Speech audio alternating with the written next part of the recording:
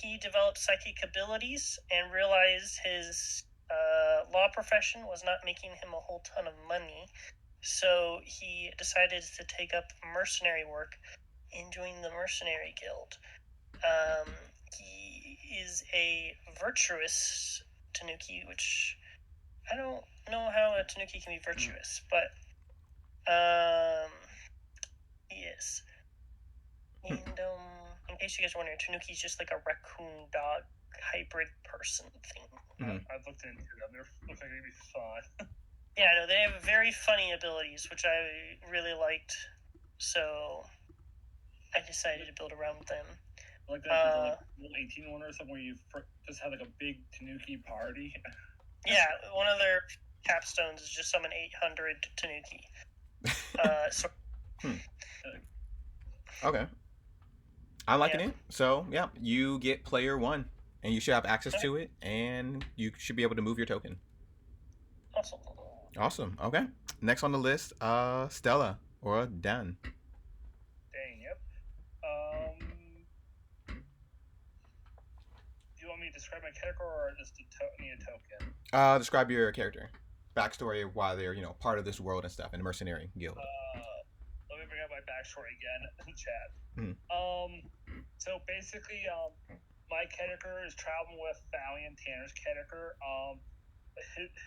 His character's sister, who's trained to be a priestess there in Raw, thought that it's safer to go instead of him going by himself, be safer to go as two of us out in the world. Basically, she's the more I'm gonna hope to role play it, but the more serious and level-headed of the two. Well, Terrence the more curious one. So that's the plan. Okay. I tend to panic normally in our campaign, so we'll see if I can be a more calm person. So you're more like a bodyguard or protector for the other character? Okay, cool. Maybe more like family, watch over family, and exploring the world together. Gotcha. Okay, sounds good. And race? Double checking. Elf. Awesome. Okay. You're gonna get player 2 coming up. Okay. Oh, also, I will be the one giving you guys the tokens because I do like the little blue outline and it kind of matches with everybody's, team colors. So that's the only thing I'm keeping. What's that? And which one? Tanner. There you go. Wait, no, it is Dane. Yes. There we go. And boom. You have player 2. You should have full access and be able to edit. Sweet. Cool. Next person. See, down the line. Then we're going to go right back up. Quinn. Alright. I described the build already, but let's just go over the character. Mm-hmm. Her name is Tara Wist. Definitely not a suspicious name. She was pretty much an urchin who lived in the city of Abyssalom. Made her ends meet by stealing people's gardening tools, melting them down with the local blacksmith to make some money, along with just picking up random garbage and junk. And, just like literally just stealing metal. Like, she's in your walls, she's stealing your copper pipes.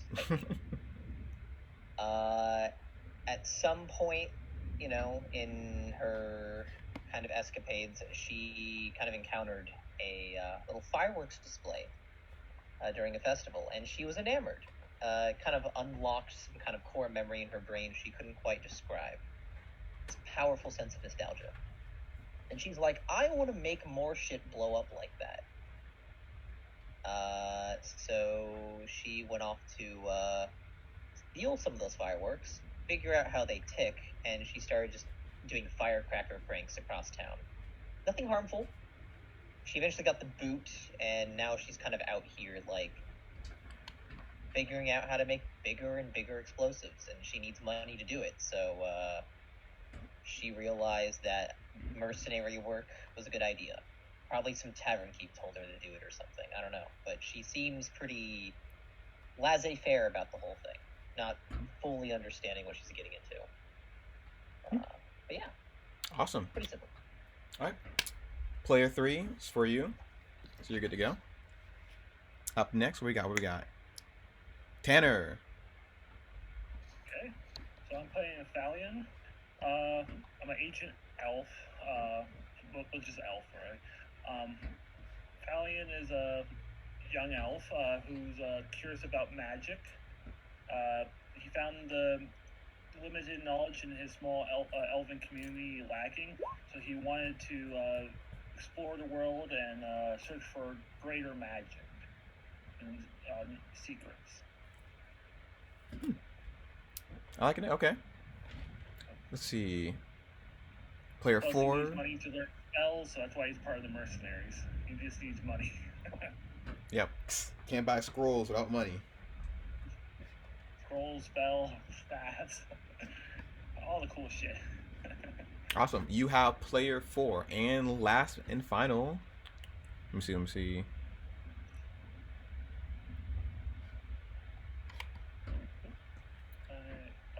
Must be me.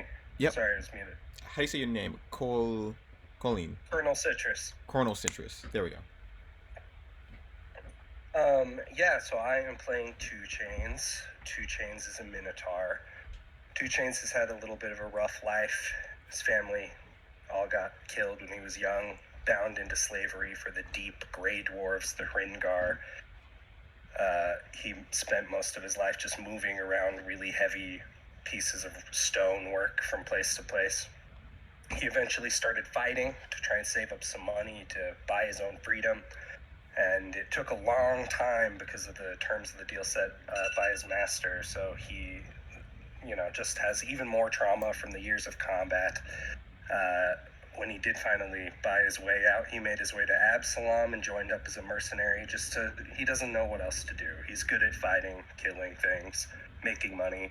He always thinks he's going to save up the money, but then he drinks and gambles it away most of the time. But he's content being a mercenary. Nice. Okay. A little straightforwardness and seriousness on that. You have player 5, and I will be making sure your default token is large because you are a Minotaur. For the sake of a session 0, Yes. I'm kind of curious. You don't necessarily have to reveal it to the party if you want it to be kind of like a secret or maybe something you want to reveal later on, but I'm curious what aspirations he has to do, like he wants to do, like saving up all that money, what's he want to do with all of it? Open a business maybe, or I don't know, retire, but like I'm kind of curious what might be driving him on that. Are we, as a mercenary, have we all worked together for a while, or are we like newly meeting each other? That's the up thing to I'm the most players. curious about. Are we pre-sewing? There's 2 people already that said they've been working together for a bit, and one's a bodyguard for the other person. The other 3, I have no clue. Which is you. Well, the and... player's guide mentions us like being under Jack or something for an amount of years. Yeah. Like, is that time that we would presumably have been serving together? Yes. You guys could be on missions together or not on missions together. Either way, you guys all have a hatred for Jack. And you guys left the Mercenary Guild to join Gold Bar, or Mr. G, for short. So our potential connection there is all of us at some point has been wronged by this Jack. We don't necessarily have to be linked backstory-wise or tied to him, but we could if we want. Yes. But bonding over mutual hatred is probably going to be a good way of expediting things. Mm-hmm. We can actually talk some mad shit about him, Yeah. Maybe we should all come up with, because did Jack betray us in one big fell swoop event, or would he have been constantly, using and tossing people away? That's just how he operates. He operates like a person playing chess. He'll use you guys as pawns to get what he wants. Mm-hmm. Because he'll win the war, but he doesn't care about losing the battle. Yeah, so anyone, I guess, who doesn't necessarily want to be outright connected, we can just come up with, how did Jack wrong us? And then we can bring that to the table in session 1, role play it out a bit. Pretty much, yeah. Yeah, Jack, he put rocks in my shoes, nothing like that, obviously, that frivolous, but, He's a money man, he wants to make money, and, he's got a punchable face, Yeah. I mean, hey. Keep that in mind So does that work for you guys, right? Yep. All right, cool. Yeah, I think anybody who had ever asked 2 Chains about his aspiration for building wealth, he probably responds like it's obvious. Like, only the rich get to live the good life, you know? He just wants to be able to afford the luxuries of life and live comfortably.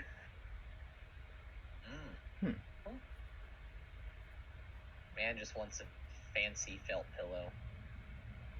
This man wants a mansion, gold shoes and gold pants. You know, the works. You know, he basically grew up among, you know, gray dwarf royalty who lived in these wonderful constructed palaces with all the comforts, you know, and he's just like, I want some of that. We need to give him a golden chain around his neck. Maybe. Because oddly enough, the meteor hammer he carries is only 1 chain, so it doesn't quite line up. True, he is missing a chain. Damn. Alright, so I'm gonna start just, I guess, slamming in all this stuff for my character here, but I'm debating on my character being kind of just like more of a fresh face, like she's not been in the Mercenary Guild for a long time. I'd say maybe she's Jack's most recent victim in his business expenditures, known escapades. Okay. I don't know if you guys want me to be the greenest mercenary, so to speak, in terms of experience, you know? Or if that, I don't know. I mean, that's probably why Jack probably didn't like you, because you were like inexperienced, but Gold Bar probably saw that you had a lot of potential. So he's like, hey, you know, you don't have to take that from Jack. Join me, and you know, we can do better than him. I'm thinking, how did that not down? I'll write it out. But I have a few funny ideas.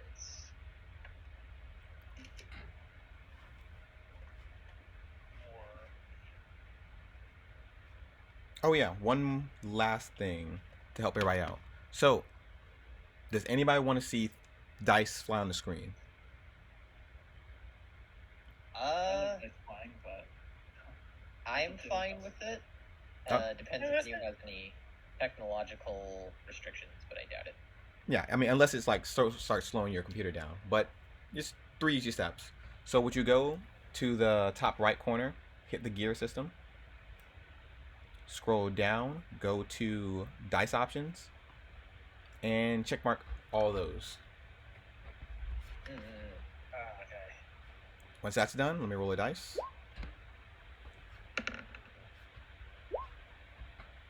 I forget. Is there a character mancer in Roll20 for PF? Doesn't have everything is the issue. It probably has everything I need for now, though.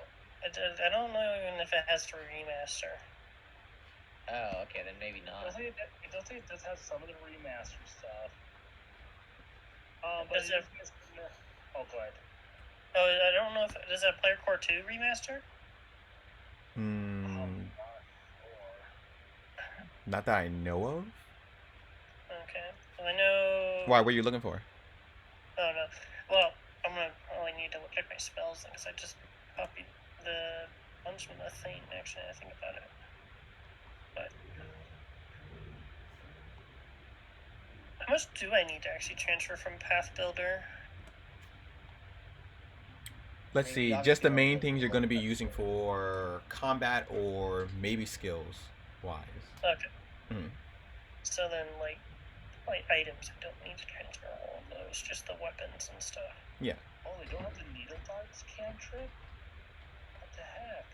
I think it's literally just Player Core 1. Because they don't have Psychic. Yeah, they only have the core ancestries.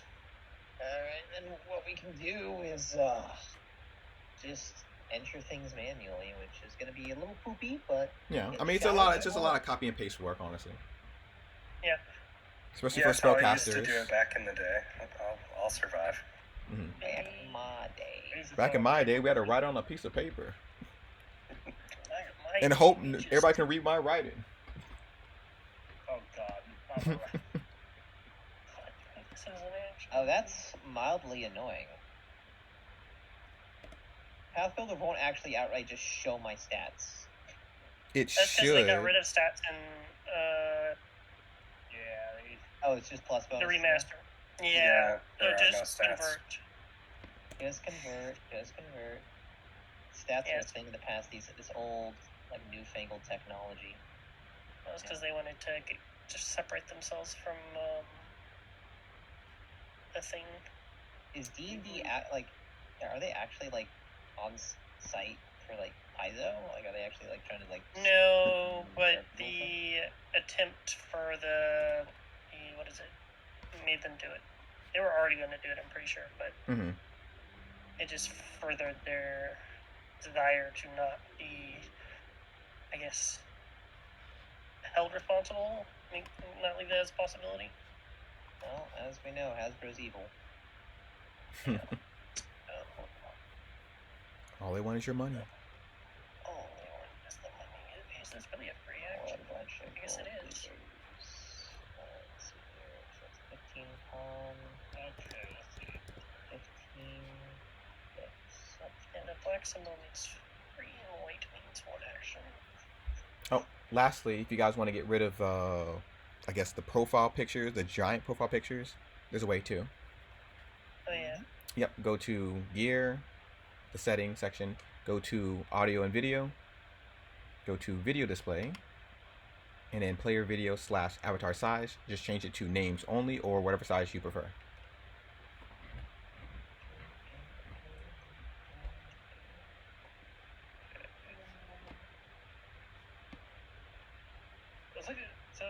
I was wrong. I didn't think there was any drag and drop options. There is some drag and drop options you just throw in there to automate some stuff. Oh, there is? Yeah. So if you hit the compendium, if you find the right things, you can drag them over and do the right fields. Okay. I didn't see that. You drag over, like, say, elf. It'll ask you, like, okay, here's elf stats. What's your elf feat you want? What heritage you're playing. Oh yeah, it started a character master when I dragged my class on. So Interesting. something that does automate. I would give that a try to see if it works. If it doesn't, though, I've been playing Foundry for the past year. I got so used to that lately. It's like, yeah, we've been spoiled. Foundry is.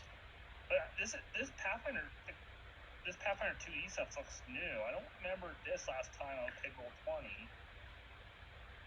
Huh. When I dragged on the Alpha Dragon on, that's interesting. That's right. I was still playing D&D when I still used Roll20. It's been a long time, but I played on Roll20 for years. I am going to be trained in...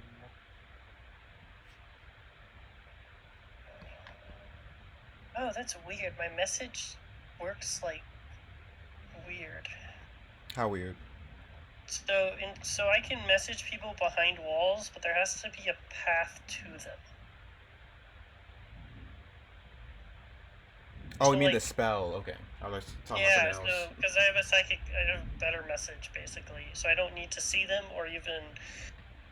There can be a wall between us, but there has to be a path an unblocked path, which I'm gonna assume means open air. Mm-hmm. And I can still message them regardless and it doesn't have to be a straight line. So I'm gonna have to measure as if I was running there, I guess. Or unless it's just like a wall with an open door, but you don't have to go in the door. Yeah.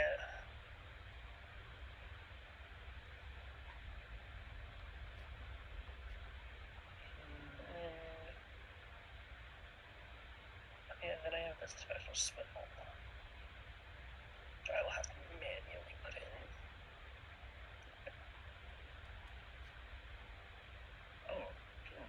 Nature is actually a wisdom. Knowledge nature is actually a wisdom skill. That's interesting. Survival, nature. I think that's it. And perception uses wisdom.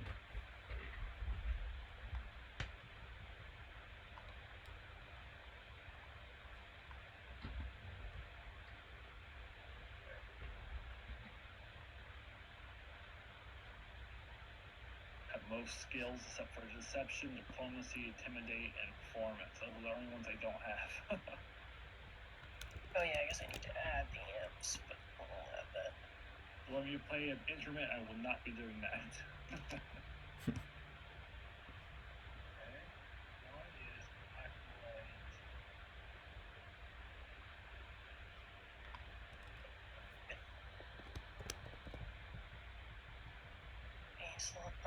What? I got trained in religion, but it's not adding my modifier to it. So maybe I have to. Oh, it probably is changed under custom sometimes. To make sure it's changed to wisdom if you're looking at your skills. Thank you. Mm-hmm.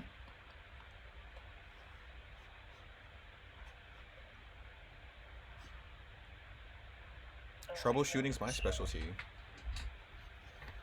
So this is cold. Elven lore or elf lore. Enchantment. And All right, so a few questions. And I have a few answers. So, this is something I just want to get taken care of. Mhm. Are you familiar with the crafting mechanics of Pathfinder 2nd Edition? Since I'm going to be pretty heavily involved in it. I didn't know that. I knew that was gonna come up, and you know what? I'm gonna be honest. Not yet. I'm still learning All right, the I crafting can system send for you that. a really good page. Okay. It's like a cheat sheet. So, I mean, it's just the earned income tab is a really important thing for it specifically. Mhm. Because the way it works is, okay, Mhm. when I start crafting an item, right? Yeah. I essentially start paying for its gold cost in my earned income, and that's how quickly I can manufacture it, if that makes sense. Right. So there's just like a series of crafting checks every day until I complete an item. At least that's how I understand it to be. But I'll just get you these two tabs because they'll be useful. Crafting to be. And I think there was something about crafting something and then you can like postpone it, or the longer you take, the DC gets lower.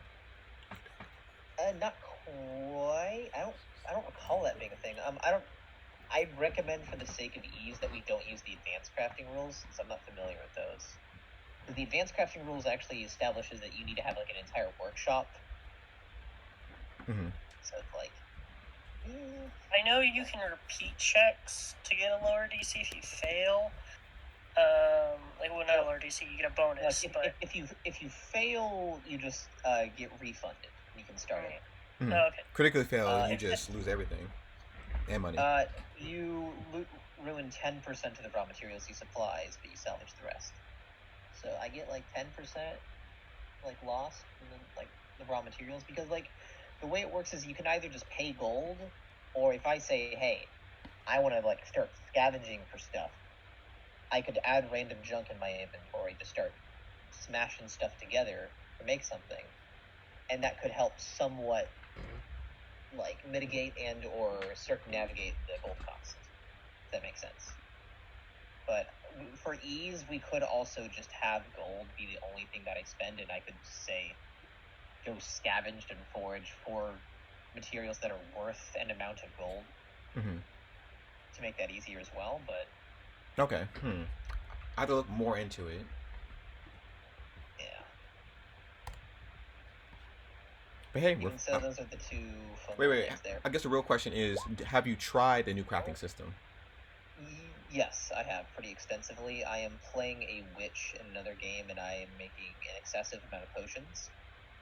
In the form of baked goods, as I'm playing a gingerbread kind of witch kind of vibe. Me and one of my friends made a like homebrew archetype that is meant to be a callback to the gingerbread witch from the first edition of Pathfinder. So yeah, nice. Yeah, I'm gonna bake a guard into a cookie because he nearly got me arrested. So screw him. Sounds sweet. Pretty horrifying, I'm gonna be honest. Not a very great person. Lawful evil, so.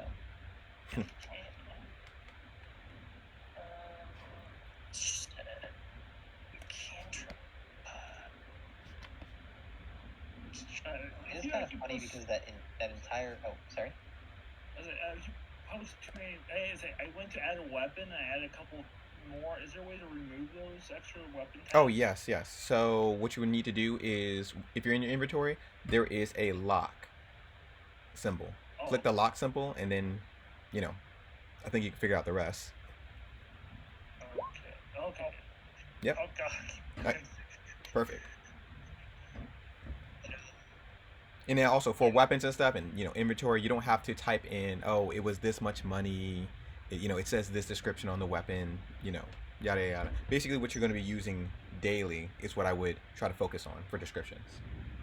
It's good to have placeholders for the weapon to know that you do have the weapon, but you don't need all the descriptions and money in bulk and price. Most of the weapons out here is what, less than 2 gold or silver or copper. I think the meteor hammer is like 4. It's 3, I think. Yeah, 3 gold is all. Oh, 3 gold. Okay. 3 gold, 2 bulk. Ooh, wow. Well, Doom. Well, yeah. Right. Yeah. Write down the bulk. That's. Jeez, I didn't know that was that heavy. Technically speaking, if you want to get into the bulk rules, it's a large meteor hammer. So that means it's just up by 1, probably. I don't think that is it. I can't remember. If it's a large weapon. Maybe I gotta restart my sheet. That's weird. But I don't think we have to go into the bulk rules unless somebody's grabbing a butt ton of like items for no reason. Like 100 swords or something. As a junker, because what I'm able to do is I can use junk, just random junk, to like reduce the cost of crafting items, as I'm basically duct taping like random stuff together. So I might be a bit of a loot goblin in the most literal sense. Well, this adventure is perfect for you because there's a lot of loot. Bulk is automatically calculated though, yeah? Oh yeah. What do you mean, like automatic calculate? Like by chapter or by what? I meant like if I start grabbing items and I start inputting the bulk, it will calculate my carry weight for me. I won't need to like do the math. Oh, for that part, unless it's a drag and drop, then no, it won't calculate the bulk. You can just tell me, hey, it's this much bulk, and I can just tally it. Yeah, pretty much.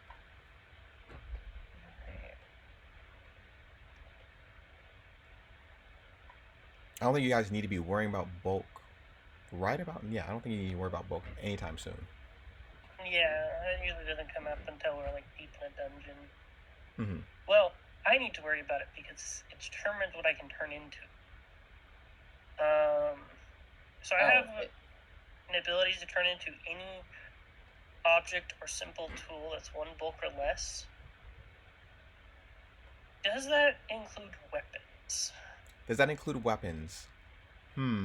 Let me read. It's non-magical, so I'm not really going to be breaking the bank, and I'm giving it my entire turn to do this. So it's not probably going to come up, but I'm just asking just in case. This is for Rob, right? Who can turn into anything? The tea kettle form. Yeah, okay. For Rob. Turning into a crowbar, so you can help allies pry open. What to do? Oh, you can't attack, cast spells, or move to crawl. Into an object. What defines an object? A simple tool. It says a simple tool or object. It doesn't say weapon. Yeah, I didn't know if it defined weapon as if an object is a weapon, but no. I'm pretty sure it would have said weapon. It says a simple tool or a weapon or an item object. Yeah. Okay. I just wanted to make sure. Hypothetically, if we do find a way to turn him into a bomb, for example, would he die? Yes, he would die. Yes. I mean, shrapnel, all pieces go everywhere. I don't know how you would not die if you turn yourself into a bomb. Unless you're a cartoon character. I'm running under the presumption I have to be one continuous object. Oh. You break that object in half, I'm pretty sure Rob would be in half. Yeah. That is... Yeah. It's not so funny anymore when you're not in a cartoon world. No, when I can turn into an actual shop, I don't want to know how that works. You can turn yourself into a Wait. shop. Yeah, so at level 17, you can turn yourself into an area terrain that's worth by 50 feet by 50 feet. You can't make traps or anything, but you can have food. Mm-hmm. I don't know where the food comes from. Dude, You can have running water, it even says. oh my god. He's a little mimic at this point. We need to stop him. So So I it, don't know how that works. so wait, but, if you transform back while people are in you, do you eat yeah, them? so the terrain just kind of like dissolves around them and you reform. It's set up so you can't abuse it too hard. The only shenanigans I could think of was like you just turn into terrain connected to something, Mhm. and then that's like over a cliff, and then they fall after you turn back. But Not a you bad have to- idea. It's pretty yeah, but that requires incredible setup. good. Mm-hmm. Or like you technically, since you can make food, you never have to worry about rations again. It's just the only thing I could think of. It's How long like, can you stay in that form? 8 hours. 8 hours. Okay, not all day. Yeah, not all day. So it's I don't. And it seems like you have to stay awake too. I'm assuming. Yeah, I presume. I don't know. It's a 17th level feat, so we'll see when we get there. Magical wizard. Who was that? I think that was Ever, Glenn, Stella. Sally and everything. Wait, what? What are you looking for? I'm looking for the wizard elf. That's me, Thalian. Thalian. Mm. Perfect. Okay. Oh yeah, I should remember that. Which is funny because we're also twins in real life, so. The word alchemy is no longer becoming a word, so my features just have alchemy. You are? You guys are actually twins? Yes. Oh. Okay, what else do I need to This is weird though, because it's still our first actual dual character idea, so. Ooh, nice. That's fun.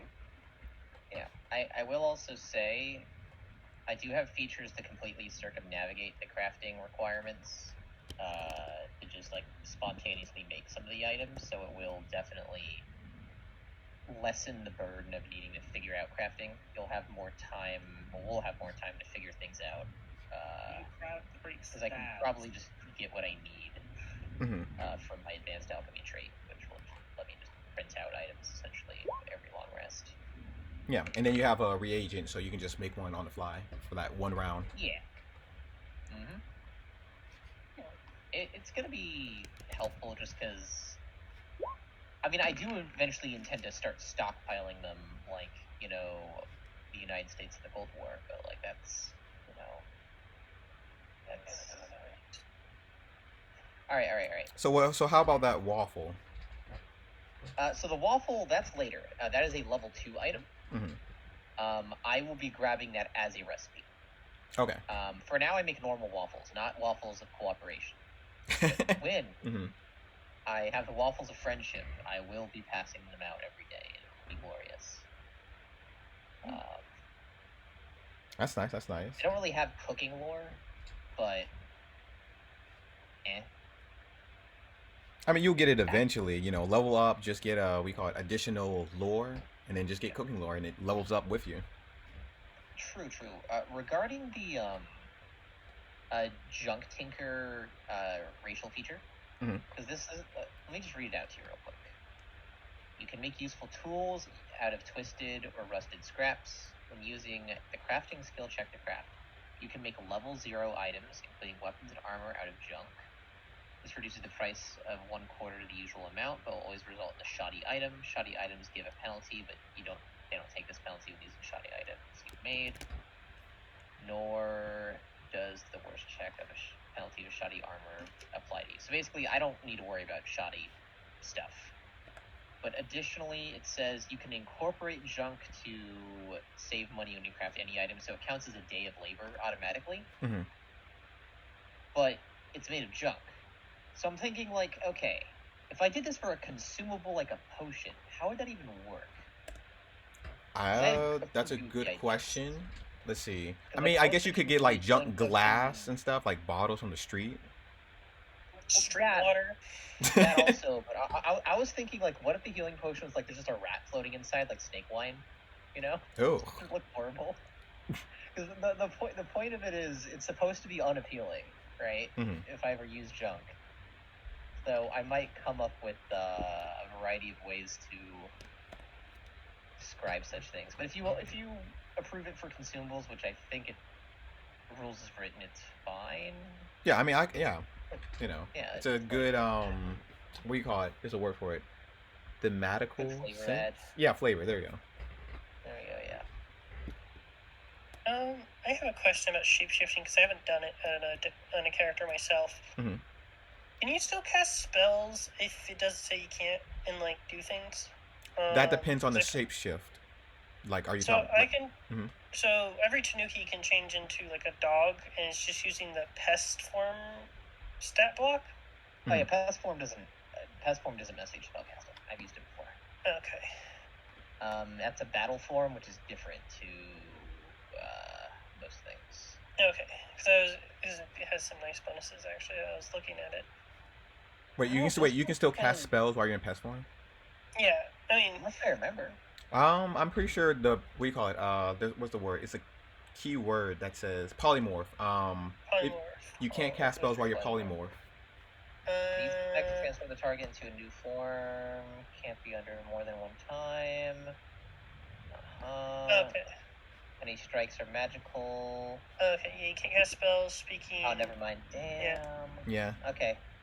Likely that was just an oversight from one of the other DMs I'm playing with who just didn't read polymorph. I mean, that would be pretty Okay, OP if you can turn into a bird and start casting fireball in the air. Yeah, I know. I was like, this seems really good. I get to be in the dog form, and it's great. Okay, dog form is still dog form. It's not useful for that. Mhm. Oh, it is useful for stealth checks. Yeah. And is leaving a form a free action, I assume? Ooh, that's a good question. Does it say on your change shape? I think in a Kitsu you can leave for free, but you might have to use an action to change back. Oh yeah, I assume to change into the form. Mhm. Cost an accent. And I think you stay in the Oh form no, while it you're does unconscious. cost an action. Okay. Okay. Yeah, can't free action. Good to know. So I will be doing, as I level up, lots of different shapeshifting. Because that's kind of the whole race. Well, that and belly drums. Like the Pokemon move. Yeah, so at level 5, I can pick up the ability to cast spells with my belly. It says, I don't know how useful that is, because all it really does is allow you to replace traits with the auditory and visual, I think, or something of that kin. It's called Pon Pon. Let me go look it up. Audio visual. I guess now you don't have to speak it. You can just hit your belly and then the spell cast. Oh, yeah, I guess that's true. So if you are like muted or silenced, well, no, it still has the audio trait though. Does it? What did it say it had But audio? I guess if I was like let me go look at it. And the other thing it applied was a -2 penalty to figuring out the spell, which I don't know how often that comes up. I mean, if we are fighting somebody who could like, you know. Let me go look at it. I'll be honest with you, it probably won't come up as often, or probably never, that a creature is going to look up what you're casting. Yeah, Pon Poko. No Tanuki could. Oh, you can attempt a performance check and cast spells by drumming on your belly. This requires that you have at least one hand free. And like taking instrument, it grants the perform action, the auditory, and manipulate trait. When casting a spell, your gestures can include drumming your belly. If you do any attempt to recognize the spell, this way it gains -2 penalty. Yes, I don't know if I really want to tie casting a spell to a skill check. It requires a skill check too? Yeah, just to. And you have to have one hand free, which isn't a problem for me, but. I'm getting the impression Tanuki, while fun, has a lot of flavorful stuff that isn't the best. But it's also I'll probably be taking up the transformations, because those are useful. Mm-hmm. Alright, I just need to add all of my so many feats at first level. So... Really? Features in general. Just features, sorry. Oh, okay. Feats. Because like there's just a long explanation of like, oh, you can navigate the crafting thing like this, and you get this many recipes and the vials. Yeah. Still, starting off with a decent bit of formulas is nice. I started off with about 6 of them, so nice. Hefty Hollow, Shield Block, 7 charge. Okay, yeah. Alchemical Fuse kind of has me hyped because it basically allows me to set the bombs on a timer. So theoretically, what I could do is like, if we're in the middle of an ambush and I have like some pre-timed fuses, I just slap them on some bombs, light them up, and then just like run, and then we wait for the enemy to like go through a tunnel and boom, and they get splattered. So that'll be useful, most definitely. Yeah, I'll probably be going down the tea kettle line of feats for my race. Getting the last player token all set up.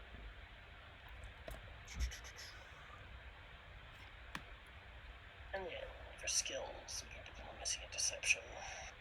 We have like 4 caster, 1 marshal. And I know the marshal's waiting. Because I'm pretty sure all his feats are done. Weird caster. No way, I still have a ton of stuff to do. Really? Or is that sarcasm? No, seriously, because I was like manually tweaking all my skills, and now I still got to add my inventory. I guess I don't have to. Yeah, it only add your weapon and armors. Yeah, pretty much. I'm trying to get my spells. And the money. Yeah, don't forget the money. Oh, money. Yeah, money. Probably should have that. People always forget that. And let me tell you, this is a money campaign, so... I don't love tracking inventory in Path Builder that much anyway. I do, because I'm weird. I don't know. How do you add a custom item in Path Builder? Am I too stupid? So you need to pay the premium for it to do that. Oh, really? Okay. I have the premium version of Path Builder on my phone, which has an additional feature of having a familiar character sheet as well. I don't know why they haven't added it to the desktop version, and it's just driving me crazy, but, you know, it is what it is. Fortunately, it's not a subscription, it's just a one-time buy, but I'm okay with it mainly because they put a lot of work into it, so I'm like, eh. Needle Dart is not... Yeah. But yeah, I think it's worth buying the Path Builder 2E thing, subscription thing. Not subscription, whatever DLC version. I don't know what you call it. But I think it's worth it. Version? Yeah. After that, you're set. That's like the whole book right there. All the books. And future updates. Yeah. Let's see. Oh, okay, I think I have almost everything. I bought a dagger, but I don't think I'll ever use it. Word of advice: always bring a dagger. Yeah. You never know when you're gonna get swallowed whole. Cantrip. Oh, yeah. Did you know there's a spell that allows you to do that to people? Swallow them whole? What? Yeah, it's called Snake Fangs. It's a level 4 primal spell. Look it up. It's cursed. Wait, it's a curse spell? No, I'm just saying it's cursed in design. Oh, okay. Like, This gotta be like a remaster version because I never heard of this before. It's a remaster. It's a new spell. Instead of using Archive of Nynthis, use Oracle. Or Demiplane, sorry, Demiplane. Let's see. Perfect, okay. Snake Hey, Fangs. GM. Yep, what's up? So how it works, I've looked it up now, is I have twice the bulk capacity, but anything that is large size is twice the bulk of medium. So it basically evens out if I'm kitted with fully large size stuff. But I don't think this character sheet recognizes that, so I'm just going to add a modifier to my encumbered and max bulk values to double them. Gotcha. Can you show me that? Or where'd you find that? The rule? Yeah, the rule. Because I have a player who's also playing a Minotaur, but they're a champion, so that would be good for what he needs to carry for the team. Yeah, So the relevant rules are here. This one is the bulk limit table and how that is handled for different sized creatures. And then this one is the conversion for items of different sizes. Perfect. Large. Yep. 2 times. Yes. 1 lighter, 1 bulk, large. And this is 2E. Yeah, it's legit. Player core. All right. Yeah. So They you have twice the size. also, technically speaking, I'll tell on myself here, items that are large also cost twice as much. But I know there's a rule somewhere where they're like, if you grew up in a culture that's large, you can just have them for the normal price because they don't want to like set large characters back at character creation. Mm-hmm. Technically, 2 Chains' family died when he was young, so that doesn't even really apply to him, but I'm still hoping you'll let me buy my starting large gear for regular price out of mercy. I mean, you should have enough money to extra to, buy other things, right? Or buy it I twice? have 1 gold left currently, so no. Jeez, okay. After my shopping spree, because I have everything I need. I only have 1 silver and 4 copper left, but I bought everything I need. I am prepared. Like, I got an alchemist toolkit, a basic crafter's book, which gives me like this level 0 recipes for every basic item. Climbing kit, earplugs, marbles, repair kit, thieves toolkit, versatile vials, backpacks, bedrolls. Okay, wait. tackle, Let me go back to 2 Chain real quick. Let's see here. Yeah. Let's see. If I gave you an extra gold coin, I have to give everybody an extra gold coin. Fair enough. If you want to hold me over the coals, I respect it because I'm a little bit of a sadist. But I don't want to will play say any favorites. That's all I gotta say. The intention why they put the rule in there of like if you grew up in a society that has these, you could buy them for regular price is basically so you can make a character without being gimped in the initial equipment. I would obviously either way, treat it that way going forward for roleplay purposes. But yeah, I'll redo my shopping and figure out. I'll probably just start with no armor because it would be so expensive, and have to save up for that. Okay. I mean, I'm pretty sure you can probably buy it. Let me see. Meter hammer is 3 gold, so that means twice as much. That'll be 6 gold. You have 15. You have 9 gold left. What armor are you buying that is... Chainmail, I think, is 6 gold. Yeah, unless you're buying like heavy armor or like bigger than that, which is like 13 gold or something like that, then you should be able to buy it. The chainmail would be large as well. Oh. Because I'm a large-sized creature. Okay. I think those are the...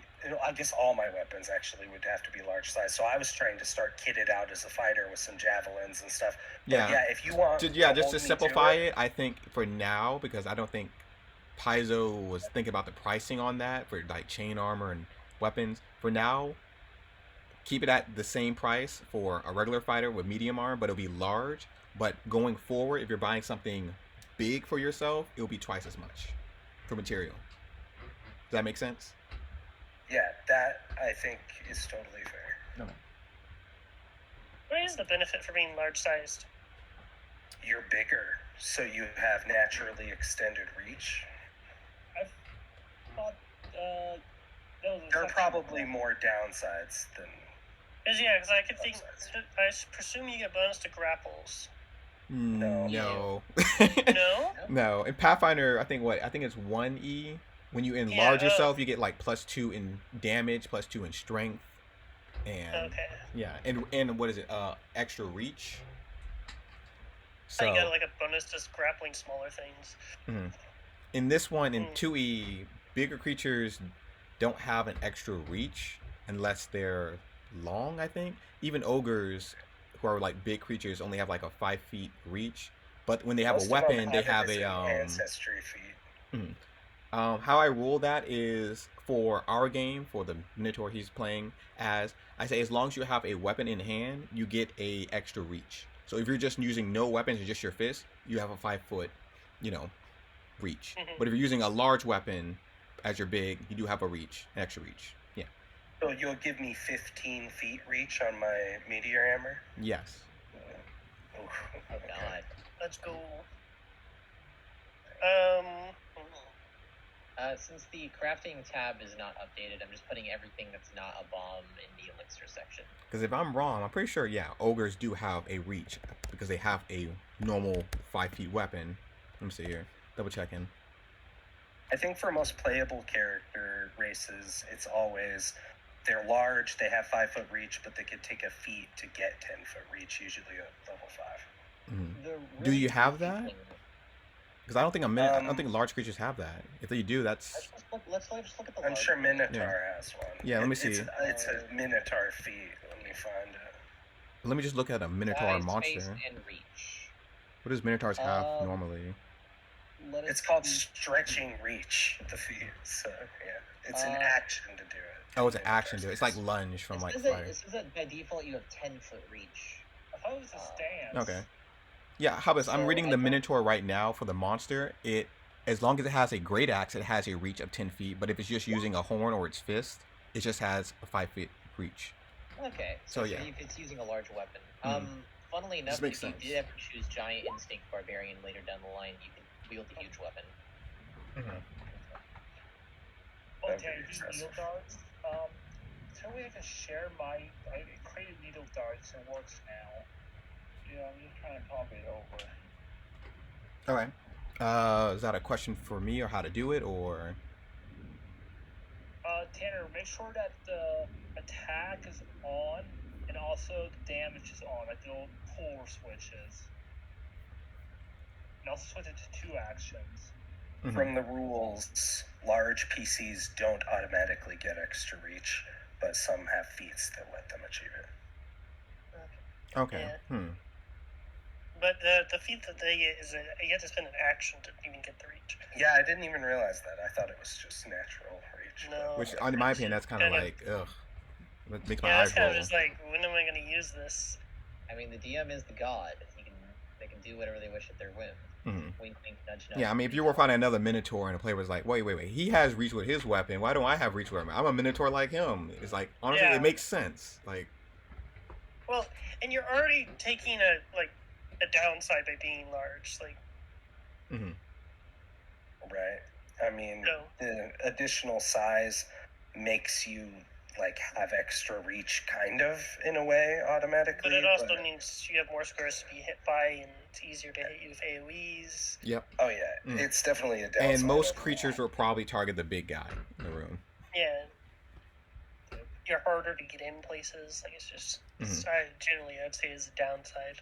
Yeah, so I gotta save up some big money for some large size plate armor. We'll see if that ever happens. I'm actually sitting on 6 gold because I don't use weapons or armor. Wow. I'm gonna save it up. There is That's downtime in this game, so you can probably use that for crafting or, earning more. Yeah, I'm probably gonna save that for magic items because psychic does not need weapons or armor.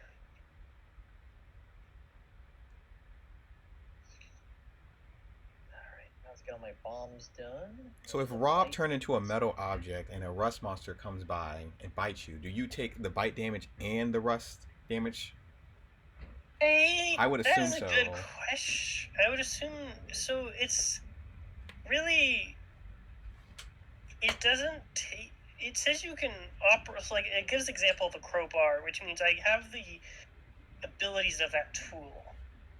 But I don't know if I can get the hardness and the properties, because I don't because I noticed further on when I can turn into a statue,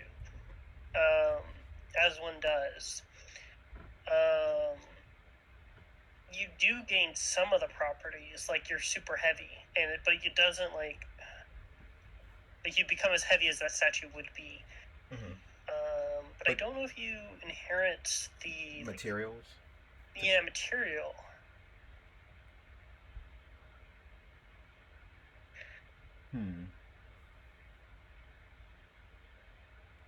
I mean, it doesn't take, but you gain the weight of it. So I don't know. Probably not. But that would imply I'm a flesh statue. Which is true. That would imply you're a flesh statue. Which I mean, doesn't how about make this? a How lot would you break the game if you were a metal statue? I guess is the real How would question. I break the game? Because I don't think anybody can just chip away at you and just be like, you'll be Alright. okay. Yeah, no, so, like, because they would be damaging me. They would be actively killing me by doing that. Hmm. So, the only way I can think of is if I can inherit properties. Let me go look at if materials that exist in Pathfinder, because I know what I would do in 5e, but I don't know what I would do in Pathfinder. The real question is, do you gain the hardness of that material? If somebody were to That's attack you. the real question, because if I gain the hardness, then I turn to, like, adamantine or something. I would say for now, unless something, starts breaking the game or something. But I can't do anything, so that's the other thing. Like, we have to consider. I can't do anything in that form, so it's not like. I think it just makes sense that you do gain the hardness because you become that material. Yeah. But that means you still could get hurt. So. Yeah, I can still get hurt. I just can't do anything too. Yeah. And it's not really meant for combat. It's meant for deception. Mm-hmm.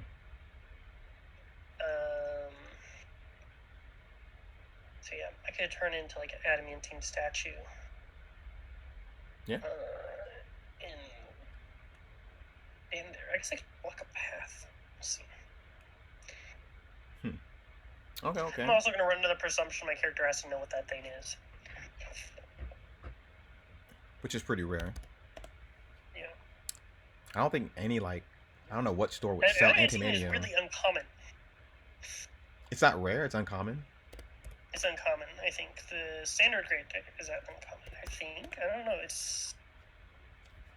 just so when I look up adamantine, it just says uncommon and precious. Mm-hmm. It's worth a decent chunk. It's like okay, so I think standard is the uncommon, but high grade is probably the rare. Because standard's only 350 GP per bulk, but high grade is 6,000. Okay. I'm just thinking about it. Does anybody else need help with their character sheet so far? Or have any questions? I think that's it after doing my items here in a moment. Oh yeah. There is a formula with a bit of ambiguity I'd like to ask about. There is I took the formula. So formula is the things that let me craft stuff. I grabbed elemental ammunition, lesser electricity. It doesn't state specifically what ammunition the cost would be. My question is, do I add the cost on top of the ammunition I'm already crafting, or am I using the ammunition already existing as a crafting component? I assume it's the latter. I'm assuming the first one, where you have to combine them. I mean, like, I assume I can turn existing ammunition to elemental ammunition. I'm not going to do it from scratch, surely. Let me see. What is this you're using? It's just look up elemental ammunition. It is a specific formula that exists for crafting in the equipment section. Reading it. Let's see here. Ammunition deals 1 persistent damage and 1 splash. When activated, reagents and element. And I chose electricity because you're supposed to pick an element in this case. Each damage. And it costs 3 gold, so I'm going to assume that it's the whole package, the whole kit and caboodle, to make one of these. I don't think I need to combine the gold cost for a bolt, unless I'm making a bolt alongside it, probably. So I do have a crossbow in case I need to start pelting things from especially far range. Okay, I've read it. What is the question again? The question being,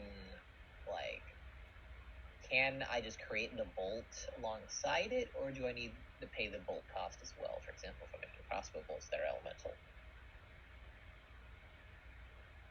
Well, it's alchemy, so you should be able to just craft it on the fly if you know the formula. That's true. That is very true. I'm more asking for the sake of stockpiling, in case, or, we get it. I don't know how much downtime we're getting, so it's if I do have a lot of time on my hands, Oh, you'd be like I guess crafting maybe this and then it's- putting on arrows and stuff and just keep making more, like like Skyrim yeah, style. yeah. Well, not. I mean, like, I have some very evil ideas that I want to express to you when the time comes. Mm-hmm. Mainly because I have this thing called alchemical fuses, right? Yeah. And like, there's a lot of text with it, but it allows me to like activate a bomb at a timer. But it says on DM discretion, I can also activate other items. So I was maybe thinking of setting up like a how do I describe this? A sort of apparatus where I would like attach a fuse to each little arrow, you know, and have them all like fire off at once in a volley at some point once I have enough resources to do that. If I have that's more of a battlefield scenario though. I don't know if that's Yeah. ever going to come up. Okay. But It's kind of like you're setting up like a little trap or something like that for somebody. yeah, we'll figure it out when we get there because Gotcha. that's going to take a lot of resources to set up, and I don't even know if it's going to be worth it, but it's going to be awesome. Okay. So far, I'm giving you the thumbs up.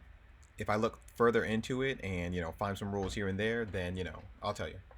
But so far, it doesn't look like there's anything problem with it. You can make more of it out of alchemy, setting it up ahead of time. That's demolition, right, that you're talking about? Where you have a reaction to... Well, demolitionist is one of them, but I realized that I can just use the alchemical fuse item just to get the specific feature I want from demolitionist instead of taking that dedication. Okay. What is the item fuse, called? Alchemist fuse? It's called alchemical fuse. Alchemical fuse. Okay. Yeah. Yep. This is why we have a session 0, guys. Yeah. So I have a question. How often are impression rolls going to come up? Because I have a thing for my background, and I haven't really used impression rolls in another campaign. All right. Let me pause this fuse thing. Go ahead. Let's see. Impressions. So what do you mean? Like diplomacy, intimidation? Yeah, diplomacy. So like I have group impressions, which allows you to make an impression on multiple people at once instead of having to roll for all of them. Which I don't know how useful that is. That is a very good question. I have never seen anybody use it. So for this campaign, I wouldn't think it would be used often. Yeah. I'm not too worried. It's just a background feat, but... Okay. Yeah. The thing I've always noticed is when it comes to that, because I know rules is written when you enter a social situation. By the rules, if we're following exactly, we're all supposed to roll impression rolls just so like everyone, the entire room gets vibes on us, essentially. Like it sets a baseline for like if they like us or not, you know?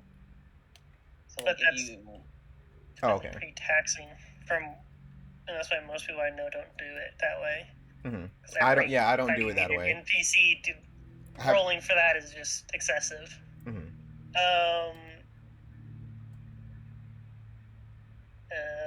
If it doesn't come up, I may ask for like, I don't know, either to swap it or something.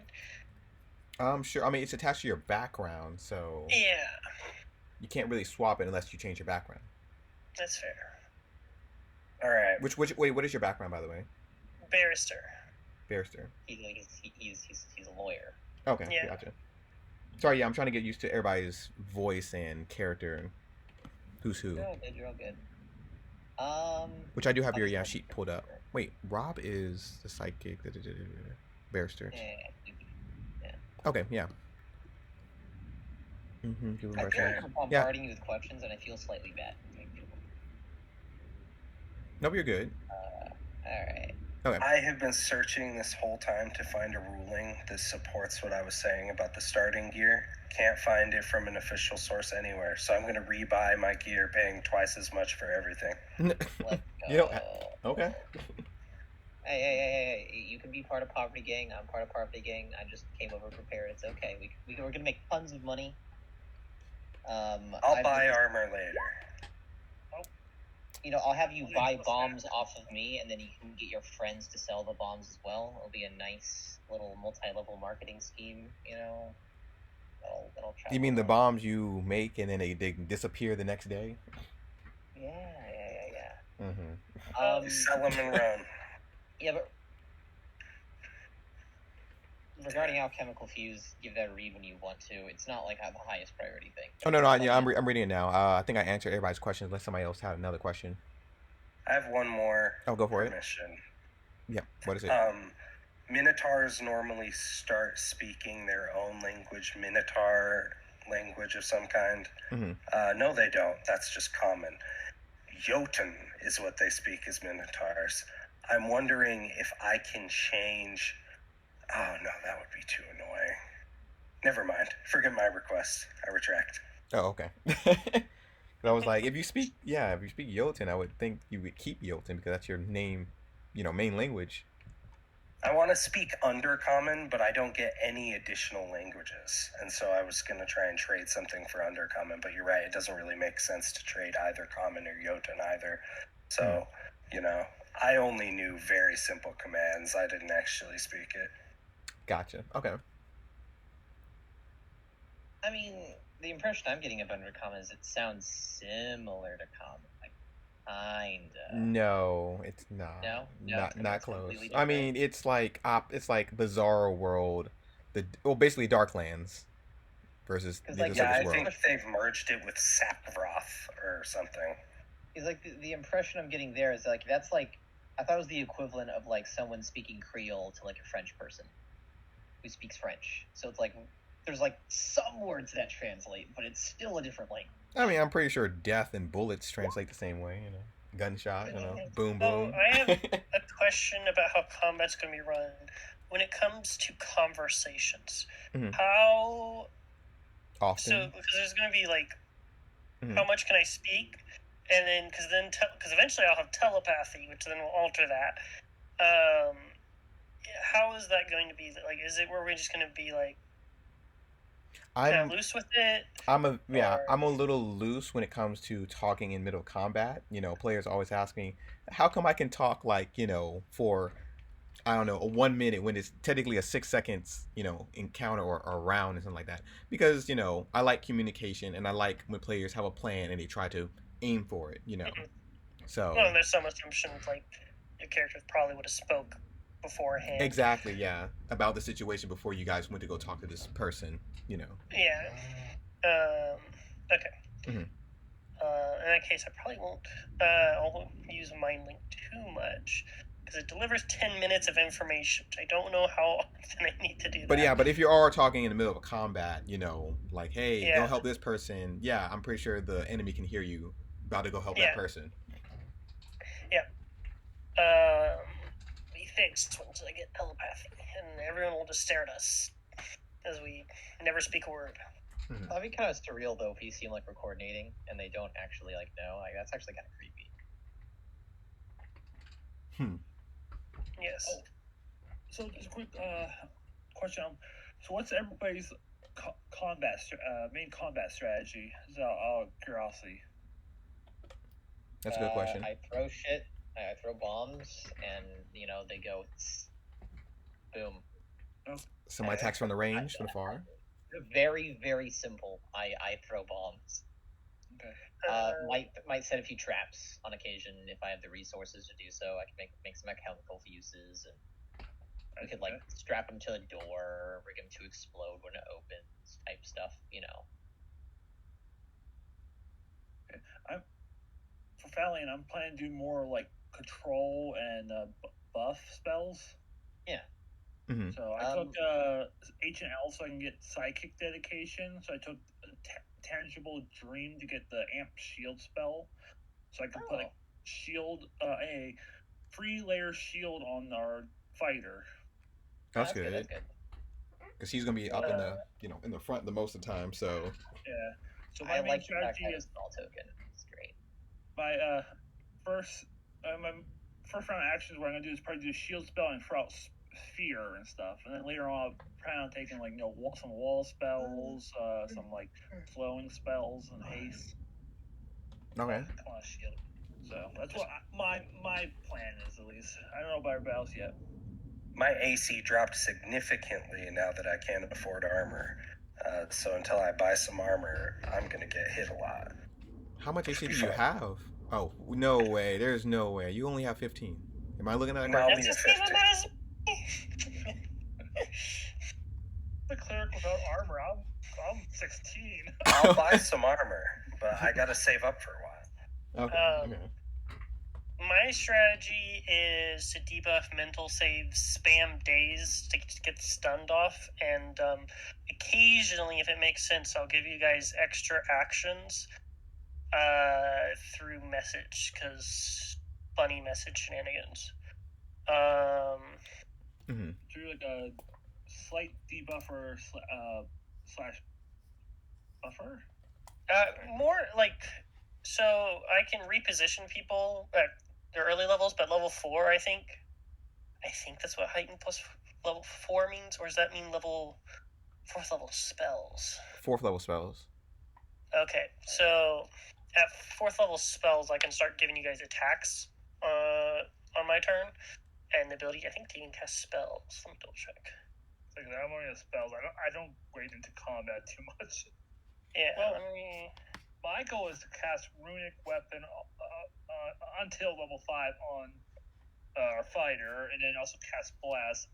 Then I'm gonna switch out between divine needle darts or what's my focus spell? Dazzling flash, which could do blinded and dazzling to opponents. A cone.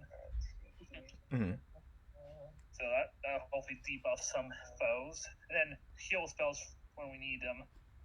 Yeah, I'm mostly going to be doing damage and debuffs, and then occasionally repositioning someone if they need to be repositioned.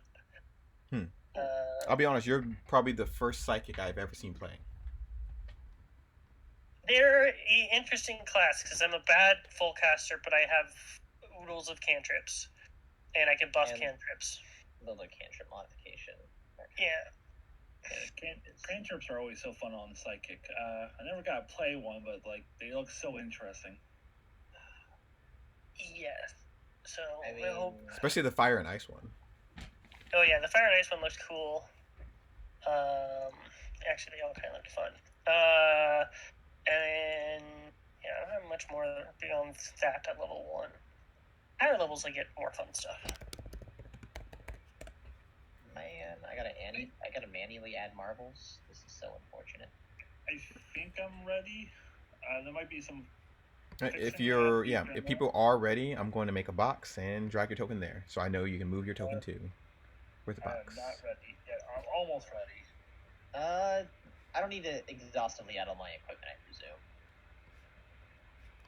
No, just your weapons and armor, and any potions. I would say anything you need to use in combat. Armor, right? No, I'm above such things. We just a bunch of naked, clothed people with no armor. I mean, I have 15 AC without armor. It's fine. I seen a barbarian with no armor. I'm expert in unarmored AC. I think. At least that's what it says here. Oh yeah, Expert. because you're a marshal. He's a weird marshal. Myrtle. I am a freakish martial. Oh, okay, I'm about to say like a monk has that, but Yeah, same with alchemist for some reason. Oh yeah, I guess I'm gonna be casting Mystic wait, Armor really? every day. Wait a minute. I gotta see this. There's no way alchemists have expert. I think they got buffed in Core 2, because they were pretty bad before the remaster. Oh yeah, they weren't really good until like I think level 7 or 13. I think where you can start combining stuff. Exactly, and I'm a problem now. Yeah, they got buffed significantly. Ooh, well I gotta tell my other alchemist that. No, He's a they're chef. not expert in defenses. They are expert in fortitude and reflex, though, which is Armor. yeah, they're not expert in light armor. Then why is it not light armor, unarmored? Yeah, they're not expert in that either. Yeah, they're not expert in. Pause. Then why does Pathbuilder say Did you pick monk? I have? Are you at level 10 or like level 1? No. I set it to 1, but it's saying I have 15 AC, and I'm trying to figure out why. I have 15 AC. Yeah, but when I set myself to trained, I only have 13 AC. So where's that 2 AC coming from? From your armor? On my Pathbuilder sheet. Oh, from your I- dex I'm maybe? armored. Let me see. My Where's your dex dex? is correct. Yeah, it says you have 13 AC. Yeah, but I have 15 on Path Builder. If you notice the link I sent. Yeah, let me see. I'll click it again. What's your modifier? Because I will notably say I'm level 1, so any of the extra features in the future aren't applying. It's just the level 1 Oh, maybe stuff. you might be encumbered. Wait, let me double check. Are you encumbered? No, I'm not encumbered. Nope, you're not encumbered. Okay. Had an issue with Yeah, that. like plenty of bulk to work with. Final. Let's see. What's your link? It's right below. Maybe one of the tabs was changed to like something else, like custom and not dex. No. Okay, let's see. AC 15, level 1. What's your dex modifier? And I can tell you what it should be. My dex modifier is +2. Yeah, it should be 15 then. Yeah, okay. Yeah, but when I put myself to trained, it makes me 13. Okay, wait, let me see. Wait, let me mess with your character sheet real quick. I'm gonna go to your armor. Yeah, Train. Oh, that's why, because it's on custom. Should be changed to dex. There we go. Sometimes the character sheet changes something to custom. I don't know why. Yeah. Still trying to figure that part out, but everything should be working now. I presume that It might do it to your skills too if it looks wonky. It does it to everything. Yeah. I don't know why. Still scales off of wisdom in this, right? It's been a while. Yes. Yep. Yeah, wisdom. So I have an amazing 4 perception spell. I don't think we have a. Wait, no, we have a cleric. Yeah, we have a cleric. We have a wisdom person, so good for tracking if they're into survival. We have a strength person. We don't have a dex person, unless the alchemist. Armory dex person. Nope, no dex. I have a decent dex. We have 2 intelligent people, and Rob is. Oh yeah, and psychic. Wait, are you charisma or are you intelligent? Charisma. I'm a charisma-based psychic. Gotcha. Yeah. Okay. I hear the voices in the air. So we don't have we call it a rogue or a thief in the party. Well, we can fix that other ways. Well, I do have thievery as a skill. Oh, that's good. Okay. Is it trained? I have spell. Yes. Okay. I'm also able to, if I really, really want to, I can grab some goblin meat to make myself more sneaky, but I kind of don't want to do that. But it's possible. Wait, did I? I have stealth. Oops. Okay. Looks like 2 people are in the box. I'll try to hurry things up. I'm sorry. Nope, you're good. You're good. This is a session 0. Oh yeah, my languages. I have. Trying to make sure everything gets done and out the way. Tanuki. That's a bit strange. And Elvish. I will. You know what? Honestly, I'll probably start reading the new crafting rules after this session, or this whole week. I am mildly annoyed that I have to set the stat for all my skills. Yep. Yeah, I know. That is. I swear it wasn't like that before in the past. Thank you, not wizards. Thank you, Roll20. Oh, they'll probably do update maybe or something. Perception. Okay, I think I have everything in my character set. Mm-hmm. Spent so much time on my formulas that Yep. Let me double check some people's characters. The people are in ready. Let me double check. Yeah, I think I got everything that's important. Mm-hmm. It probably is going to be some things I have to fix as we're playing, but I didn't catch it. Yep, looking. Does knowledge religion scale off of intelligence? I believe so, yeah. All knowledges, I think, scale off intelligence. Yeah, not all. Nature and. Oh, okay. What was it? Nature and something else. Religion. Yeah, nature and religion. That's what it was. Wisdom. Okay. Wisdom. I'm not a very religious goblin. Unfortunate. Survival. Wisdom. Handy apprentice. Ledger art. Light. Presentation. Where do I use it?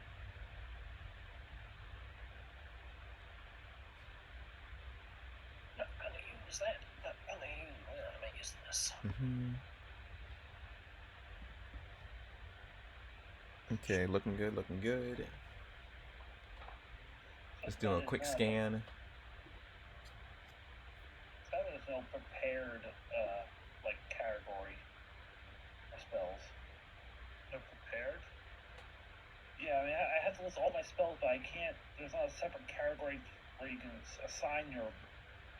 Oh, well, there isn't a way to do that, but here's what people do.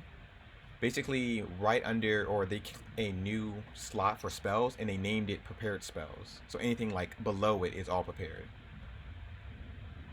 Okay. And that's how they do spell ranks and stuff too. Like, I don't have slots for heal and fun. I just put under the heal scale that I have 4 daily uses. This is what I've edited in. 4 per day. Because I get 4 free heal spells per day as part of the divine, healing font? Yeah. Yeah, or healing or harm.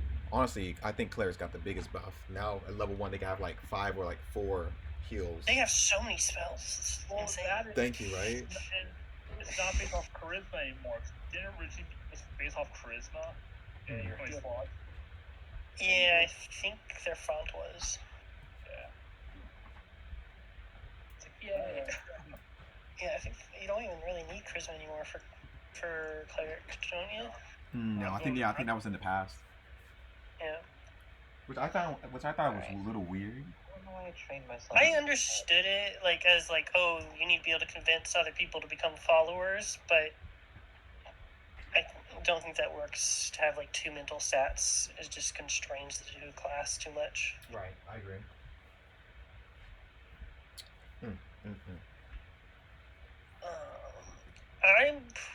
Was I correct in my interpretation of psychics that they're spontaneous caster? Ooh. I think I read that right. I'm pretty sure they're spontaneous. I would assume so, only having 1 spell slot. They're not studying magic. They are spontaneous. They are, in my experience of playing them. So. Yeah.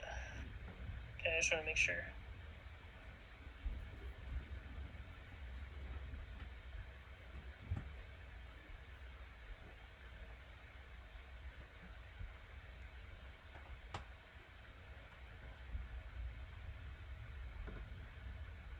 And I can just automatically upcast things. Okay.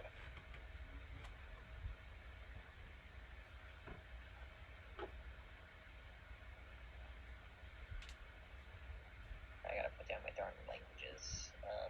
Oh yeah, don't forget the languages. Wow, I can just reference that from my path. Oh, jeez. Probably. I don't even know where I put my languages. No, wait, that's a spell's not a first level spell. This is a first level spell.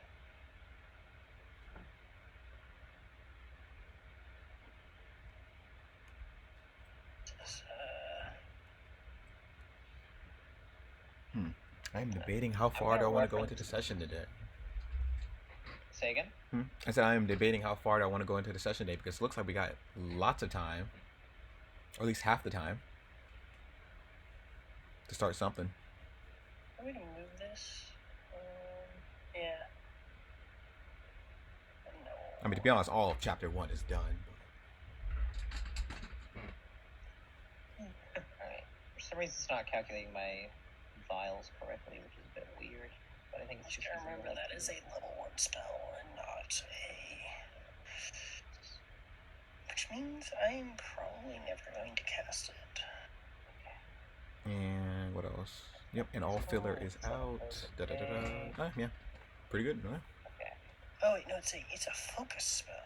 Wait, no, it's a cantrip. I'm confused. Okay, I need to read this because. All right. You're not confused. I can't seem to locate my languages on my path builder sheet, so I don't know. Oh, go to about. Wait, are you on your phone or your laptop? Computer. How do you know I had a laptop? How dare? Impossible. Impossible. Oh wait, Mind Link is my first level spell. I am stupid. Let's see. Who's looking for what again? I'm just looking for languages. Okay. This is Quinn speaking. Yep, Quinn. Okay, gotcha. Quinn. Let's see. She was Clicking. common goblin plus It should be intelligence in modifier. about, if it's the same thing. Defense. I don't have Details. an about section. Okay. Details. Oh, where to put languages? It's in the character. Oh, I've not selected them. That's why. Ah, goofy me. Common. Here. What else do I know how to speak? Goblin. Common, goblin, How do you get goblin automatically? Int modifier number. greenskin. Hold on. Yeah, where did you guys find the languages? Oh, I just went based off your list of like it's relevant. about. I just forgot to click a button. That's all. Oh, there we go. Yeah, Um, like you said, it's in details and languages. All right. What is the most commonly spoken language in Abyssalom? Oh, an Absalom. Absalom? Common. Common. Okay. I have common then. Cool. Let me see. Goblin. I have one more language to pick. Want to pick the recommendations or something random? I want to pick a recommended one, but I gotta pull it up, and I have so many tabs open. My I'll just pick slowing down. I gotta close in some stuff.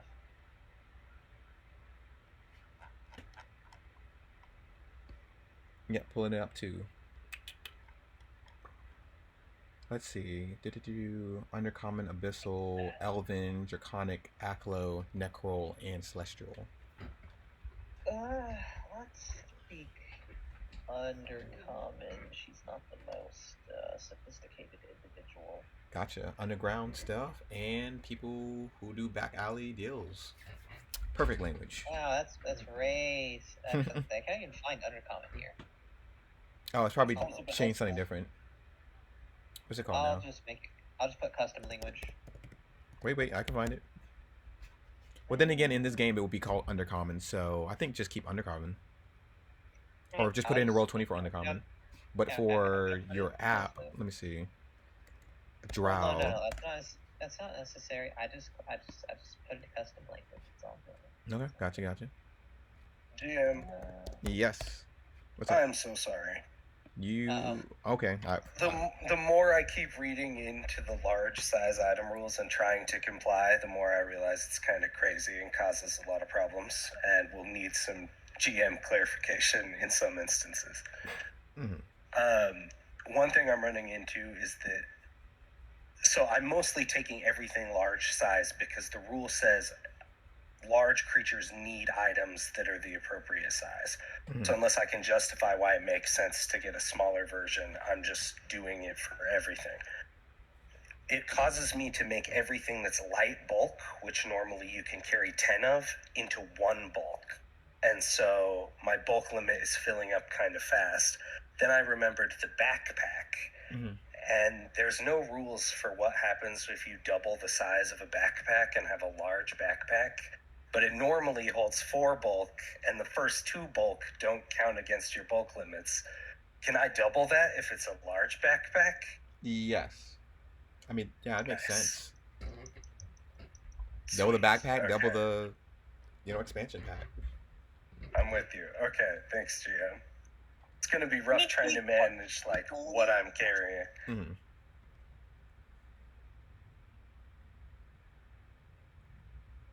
Alright. So, just to be clear, you have a backpack, and you have shorts, and a meteor hammer.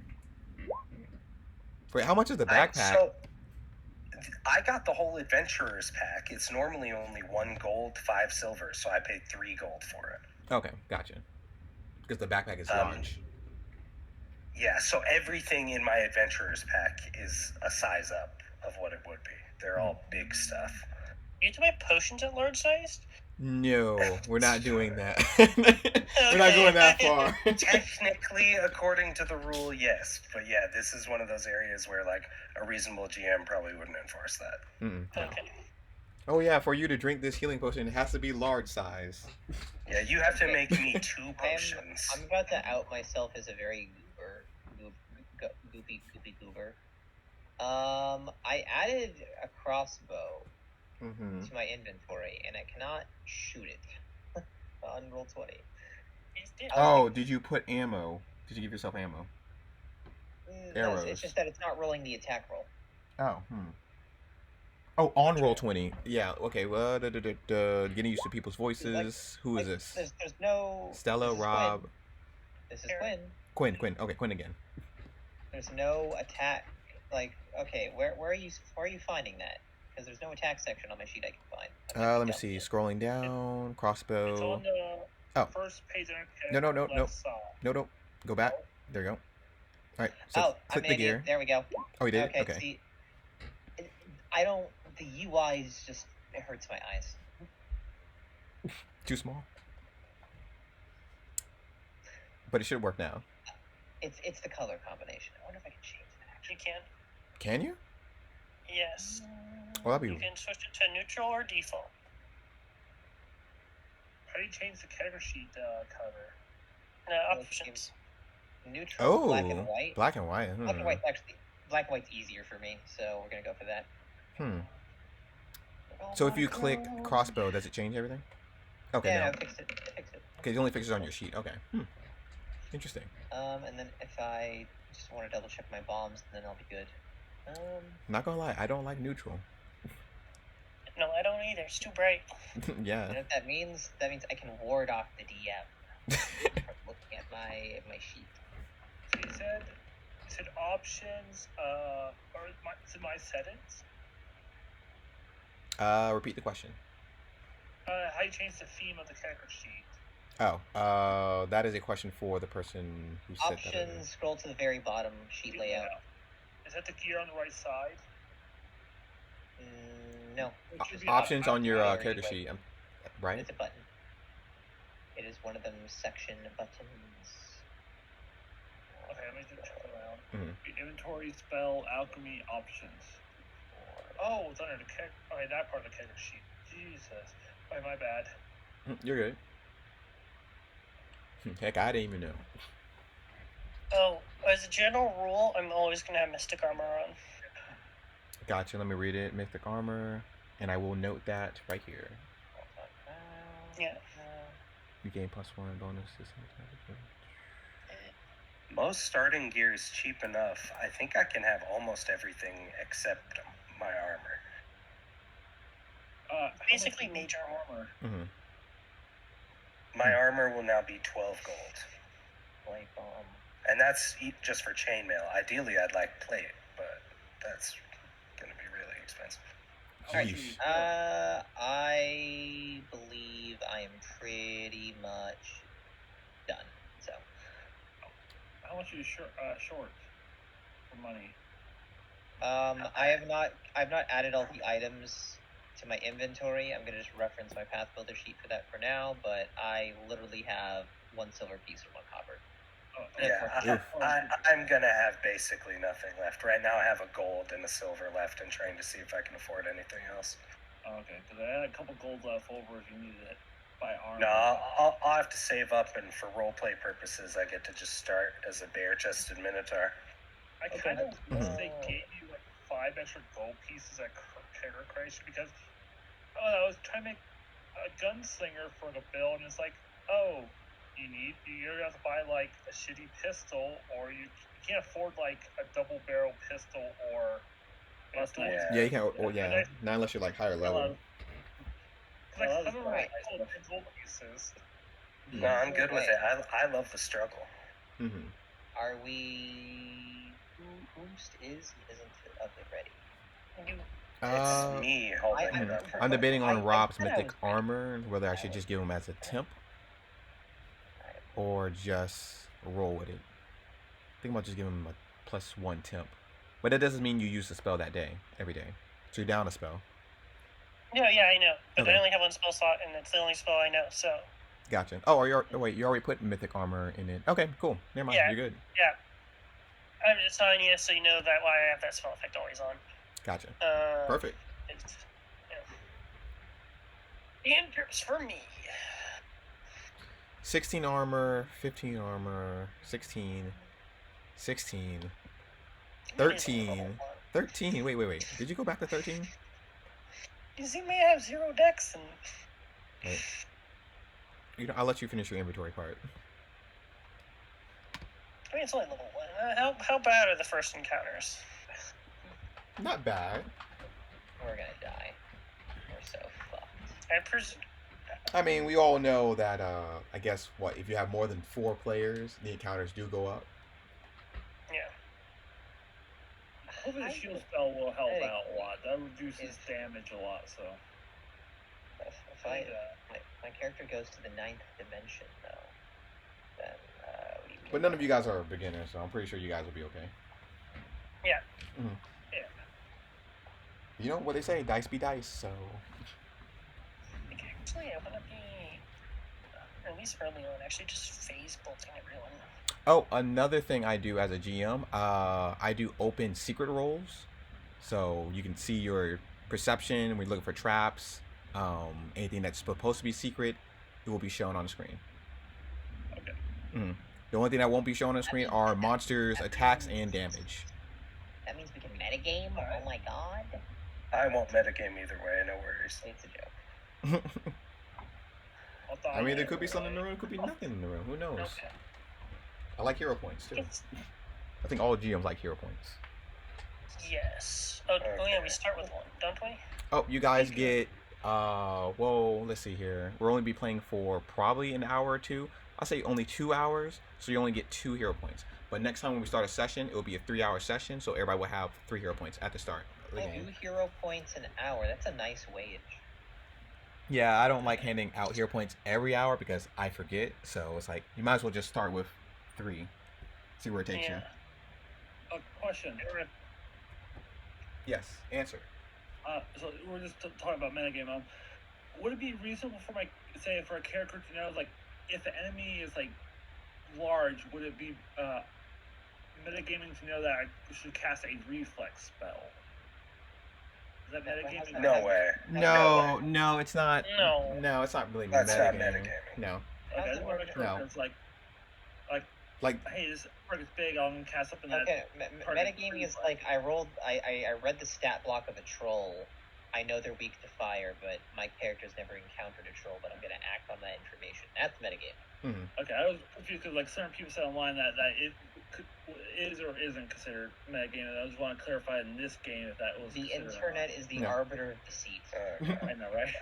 That's the common sense of spellcasting. You would just have a understanding that made sense. Bigger creatures are harder to like try to dodge out of the way of like attacks. So you would think reflex is probably the lowest. So. I don't think saves, other than like your very specific cases, would ever be considered metagaming. Like, the only time I can think of is if you were like against a humanoid and you knew they had a terrible intelligence because you read their stat block, and you prepped only intelligence for saves in the next upcoming encounter. Also, not all large creatures are slow. Looks like dragon. Heck, I made, what was it? I'm pretty sure all large creatures are bad at reflexes, though. Oh, kind of. So, funny story. The new, what was it? Is it Tian Shaw? What's the Eastern? I can't. Yeah, it's Tian Shaw. You got it. Tian Shaw. Right. Okay. The kobolds I made a kobold monk from there who took the new kaiju stance. I think it was a build I made. By level 20, I become huge size and move like 60, 70 feet. With like a legendary reflex. Like, oh wow, okay. Yeah, we're talking about monster stats, so. But those things like Which is true. Yeah, we're talking. Yeah. The rules do support. I understand, like stuff like that. Alrighty. I'm ready. Okay. I'm ready. I think I'm finally ready, but I am gonna take a quick break to refill my water before I step into the square. I'll be Gotcha. right back. All right. Cool. Our Minotaur is looking wilted. He needs water. Alright. Yeah, I think we're actually going to be phase boating these early levels because it does more damage. 2 small characters, 2 medium characters, and 1 large character. Oh, you know what? Let me while I'm waiting for that, set up for this part. Smalls can go on the Minotaur's shoulders, you know? Or we can attach chains to them. They can swing us around like weapons. It's fine. I had that happen in my game where I was running, what game was it? The one guy had a Gatling gun. There were two players who were playing tiny poppets, and they were just like riding on his Gatling gun as like keychains. Like What? it's like there were casters like, oh, we just want like as long as we attach his gun, we don't have to. We can just follow where he goes and cast our spells. Like, why are you doing this to me? I mean, technically, the Pathfinder 2 rules, if tiny characters ride a larger character, both characters lose one action. Yeah, but you're in a that's a dumb rule, honestly. I mean, they didn't really care. Well, they don't want you to sit here and stack them, you know, like a whole ladder of characters together and have all your actions. Me and my friend's house rule it so that the smaller character has to use an action to hang on, but that the bigger character is fine. But I don't expect a GM to do that for me. So, like, All right. one character, a tiny character is probably the limit, I would say, in my opinion. But like, that's if I would run a campaign. Oh, that is a good question. So, what's the cost for a small person jumping on the Minotaur? The cost is one action. We choose one action per round to stay in that configuration, basically. Oh, okay. How fun is the Minotaur? Can we Scooby-Doo this where we can all like jump on one person and flee? Oh, gracious DM. Well, I'm glad you're not a monk. Cast Expeditious Retreat on him. I mean, honestly, for now, if you guys are doing that, I still probably would go with the rule with the whole he loses an action, you lose an action, so it doesn't really benefit a lot of people in that sense. Because you're both using an action to stay on each other or, you know, keep balance. But other than that, everybody's ready? Yes. All right, cool. I think so, yeah. Okay, this is a session 0. So, wait, let me turn this off. There we go. Cool. Perfect alarm. Has our Minotaur come back with water, though? Oh, did he not? Yep, I'm here. Okay, good. Okay. Wait, who was I talking to? It was me. Oh, okay. Yeah, I thought I was me. talking to the Minotaur for a second there. Yeah. You heard me. Okay. Let's see here.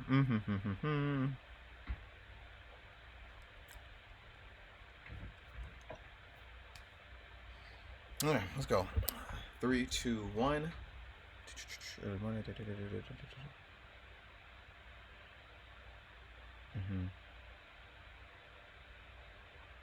Gotcha. All right, cool. So, on this very rainy, stormy day, you all wake up one morning to go into Mr. G's private tent. As he sits there with his arms crossed, looking at a piece of paper and running around, pulling his hair out. And as he's looking through his paper and stuff, guys all gather around and discuss each and describe your characters as so, but we already did that part, so no need, so we can skip that step. And finally, he sits down at the table for you guys all gather around. His eye twitches a little bit here and there, and then he crosses his arms and smiles. But in that smile, you see a little fear in his eyes.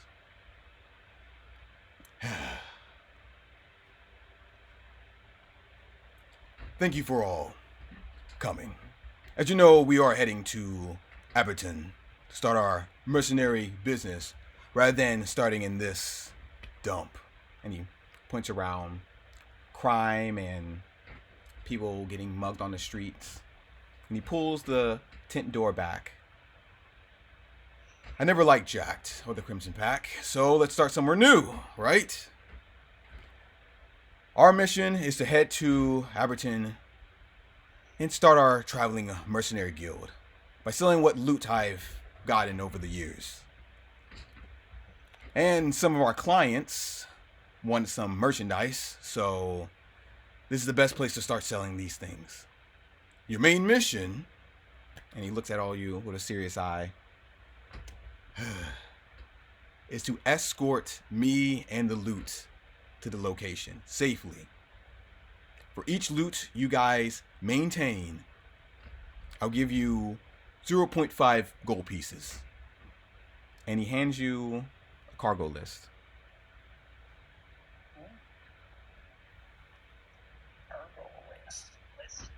Cargo. We'll be also stopping by Rock Bed Inn at a friend's place. I need to grab some artifacts there. But she doesn't really like my company or the curse I have. But anyways, I'll be your driver, and I'll be handling the pony that will get us there. And, you know, you guys are protecting the cargo. It's not big enough for all of us to sit in, so you all have to walk around it. Tara raises her hand. Yes, Tara, as he points. Mr. Goldbar, who's Goldbar Senior, and can we meet him? Well, right now, Goldbar Senior is not here right now. He strokes his beard and he points up. Let me see what else. Can I go to the bathroom before we go? Right now, we're in the middle of a mission. But like, I really need to go. Sorry. Just 1 second. We have to go today, but is there any questions before we all set sail on this? How long is the trip? Still, except for Nats. The trip will take at least 3 days. 3 days of travel. Mm-hmm. Any hazards we should be aware of? Very good question. Other than the Abber woods recently, those hazards are dangerous. Animals, attacks, trees falling, and bandits. There's been increasingly a large amount of bandits. So it's best to be on watch in case of ambush. Yes, and protect me money. Don't forget that. The money's the most important thing, the merchandise. Bandits won't be a problem, but what's the cut? What do each of us get for a paycheck? Like I said Yeah. before, I want gold. each merchandise in this bin, if you protect, will be 0.5 gold. So, times that by 10, and you get 5 gold each. I'll also include 2 gold for you escorting me there safely and alive. That's just the minimum. So, 7 gold if you do everything right.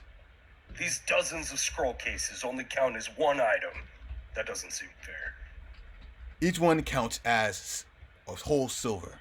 So, as fair as I can do. If we go there, we make more money.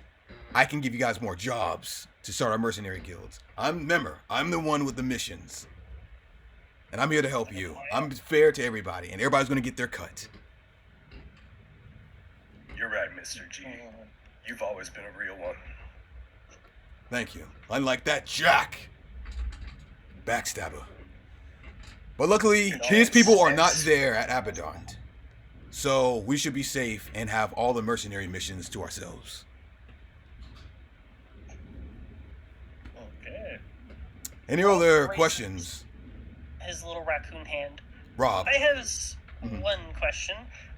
What's the policy on looting corpses? Because if we get ambushed, how do we divide the spoils? Well, I would think you would divide it by amongst yourself. I will be taking care of the loot. You guys will be taking care of the fighting, mostly. And I'll be making sure the horse is nice and healed up and good to go. And doesn't run away with the treasure. In case it gets scared and stuff. So, We'll be fair. Split it up equally. good. That's why I picked you guys. Tara? You're loyal, you're cooperative, and you're fair. Tara's gonna waddle up to Mr. Goldbar and hand him a bottle of whiskey. What's this? Oh, whiskey. You're kind of stressed out. Maybe have a drink before you go. I'm not stressed out, and you see his eyes twitch a little bit. But you know what? Whiskey always gives me good. Okay. I'll drink this when I'm done with the questions. After I start drinking, I'm not going to be answering any more questions. Is there anything else that you guys want to know? I'm good. Two Chains pulls his own where large are we bottle. going? Where are we going again? We're going to Abberton. And I'll type in chat. Is there big booms over there?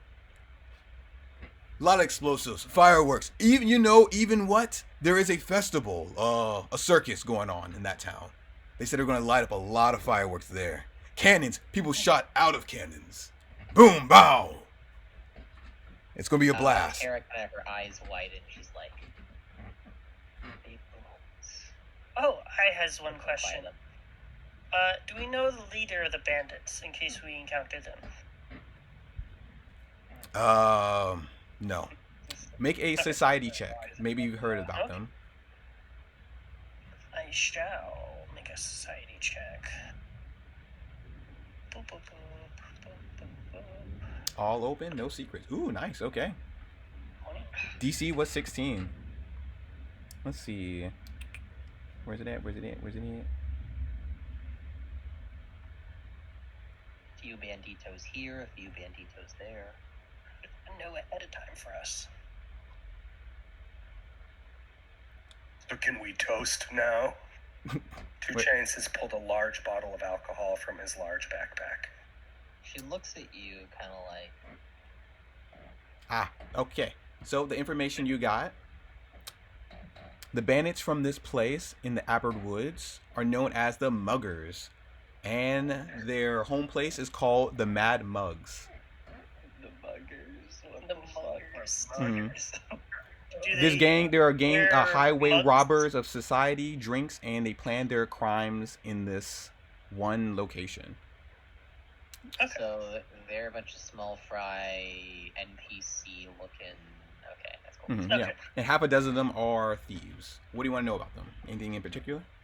Well, I was curious about their leader, and if I can ascertain their general tactic of like how do they mug people. Ooh, okay. Let's see here. Their leader is Piranha Two Punch. I I'm will trying to copy and figure paste out that. Tara's voice right now, so yeah, we'll figure it out. A short woman and a goat is the leader. Okay. How short? If I'm taller than them, I will pick them up and I will throw them in a ditch.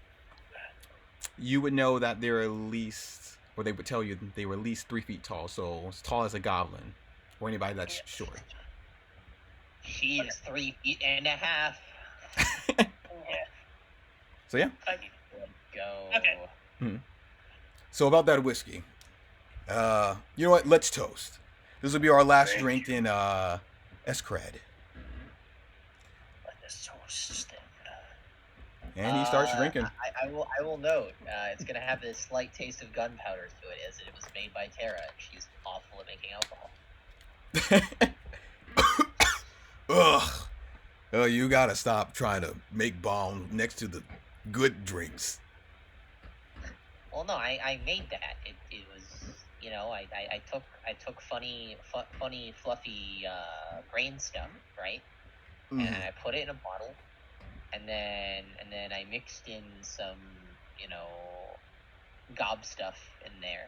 Gob stuff. Gob stuff, yeah, gob stuff. Ugh. Yeah, they're gonna. Yeah, I'll be right up. I'll be right back. And he goes out the tent. And you guys do have a hour to either gather information or look through the materials. An hour, you say? An First hour. and foremost, I'm going to determine what alchemical items I have for today.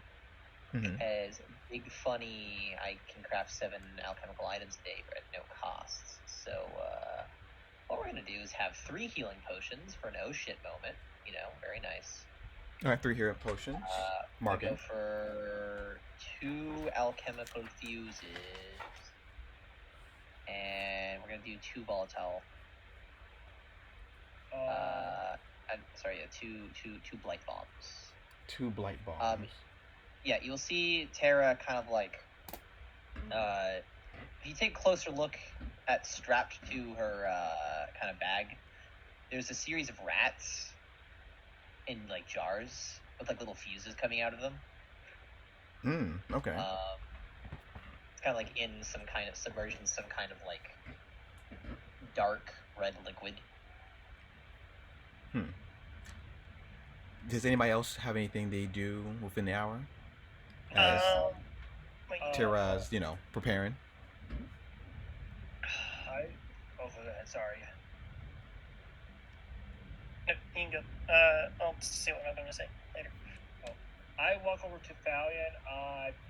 Valiant, do you have any potions on you? I got one elixir of life, just in case. Okay, so you have a healing potion of sorts. Okay.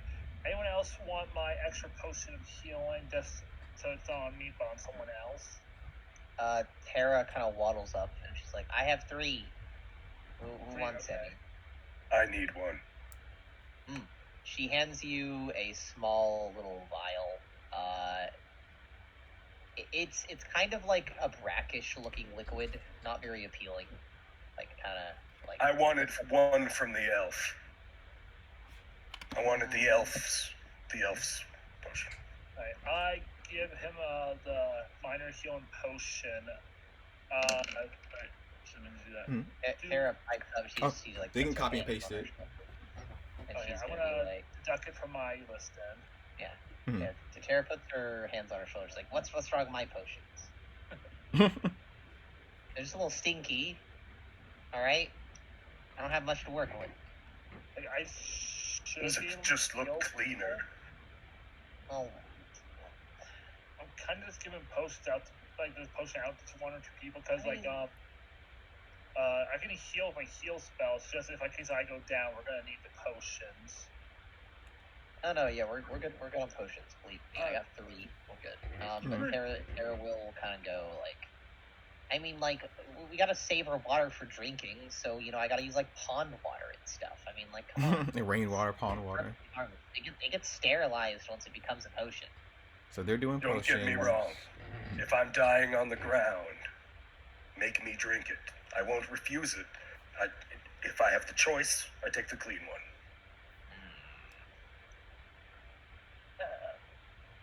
I actually have one thing I want to do. First, what is pulling the cart? Pulling the cart. Wait, what do you mean? Yeah. Well, because I assume he's in a wagon. Oh, the Right. pony is going to be pulling the cart, and he's going to be right on top of the pony. Mhm. And then you said we could look at the contents of the thing. Yep, correct. I'm curious about the map.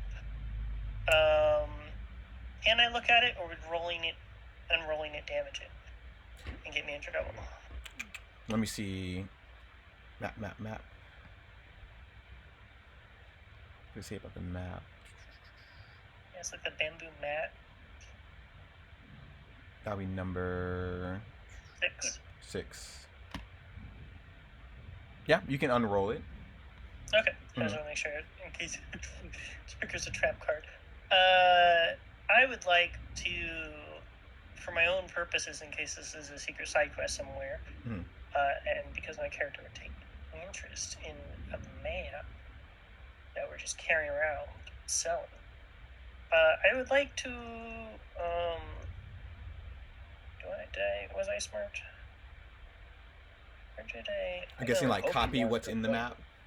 Yeah, copy it. That's basically what I want to do. Gotcha. When you open the map, it's there's nothing in there. Oh, okay. Yeah, it's just like it's blank. Oh, okay.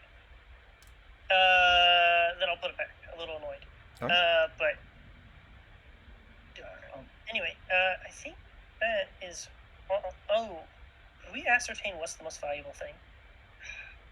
In the cart? Yeah, in the cart. What's the most valuable thing? The most valuable thing in the cart. Oof. Roll me a society check. Or crafting. I'm gonna rip on me taking those alchemical fuses. Instead, I'm gonna make one more healing. Yeah, roll a society check. High elixir. Okay. I don't know. Do you want? Alright. You want to use a hero Everything's point? You valuable. like the nat 1. Keeping? Hero point reroll or is hero point? Hero point is a reroll. Okay, I'll use the hero point. Everybody has 2. Yeah. Wow. Okay. Nice. Duality of man. Okay. Nat 1 to a nat 20. Perfect. Okay. Yeah. The most valuable item you can detect in the chest or in the cart right now is the ebony box with a wax seal. But as you can see, there's a little crack to it and something glows from it. Ooh, okay. Good to know. I will want to note that down, just in case. Yeah, Tara will waddle up to the Minotaur once again. And she will poke you. Poke. What? Hey. I want to say sorry. Why? That was mean. Well, I tried to give you the bad potion. Here's the good potion. I'll give you a nicer looking one. Huh. Thanks. He just takes it. Goes What- back to finishing his large bottle of alcohol. What potion did you give him? That does give me a healing potion. Oh, okay, so yeah, copy and paste. Put that in inventory.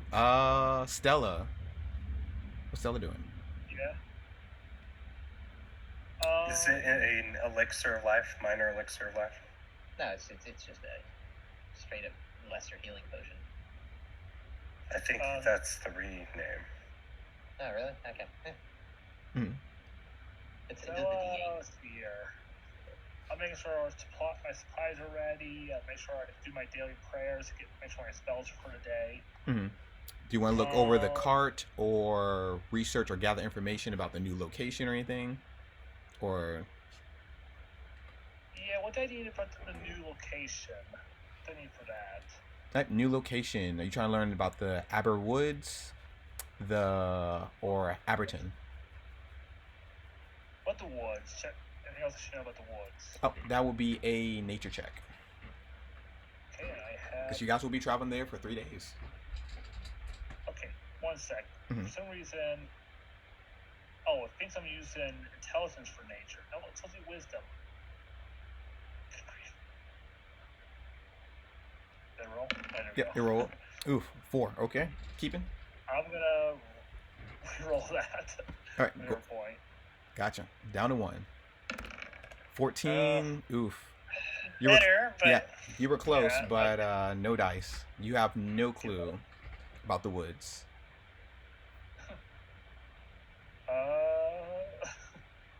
Yeah. Let's see here.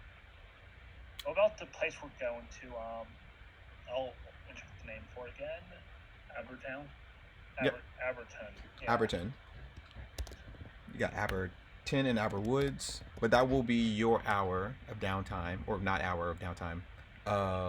Yeah, I guess it would be considered an hour of downtime.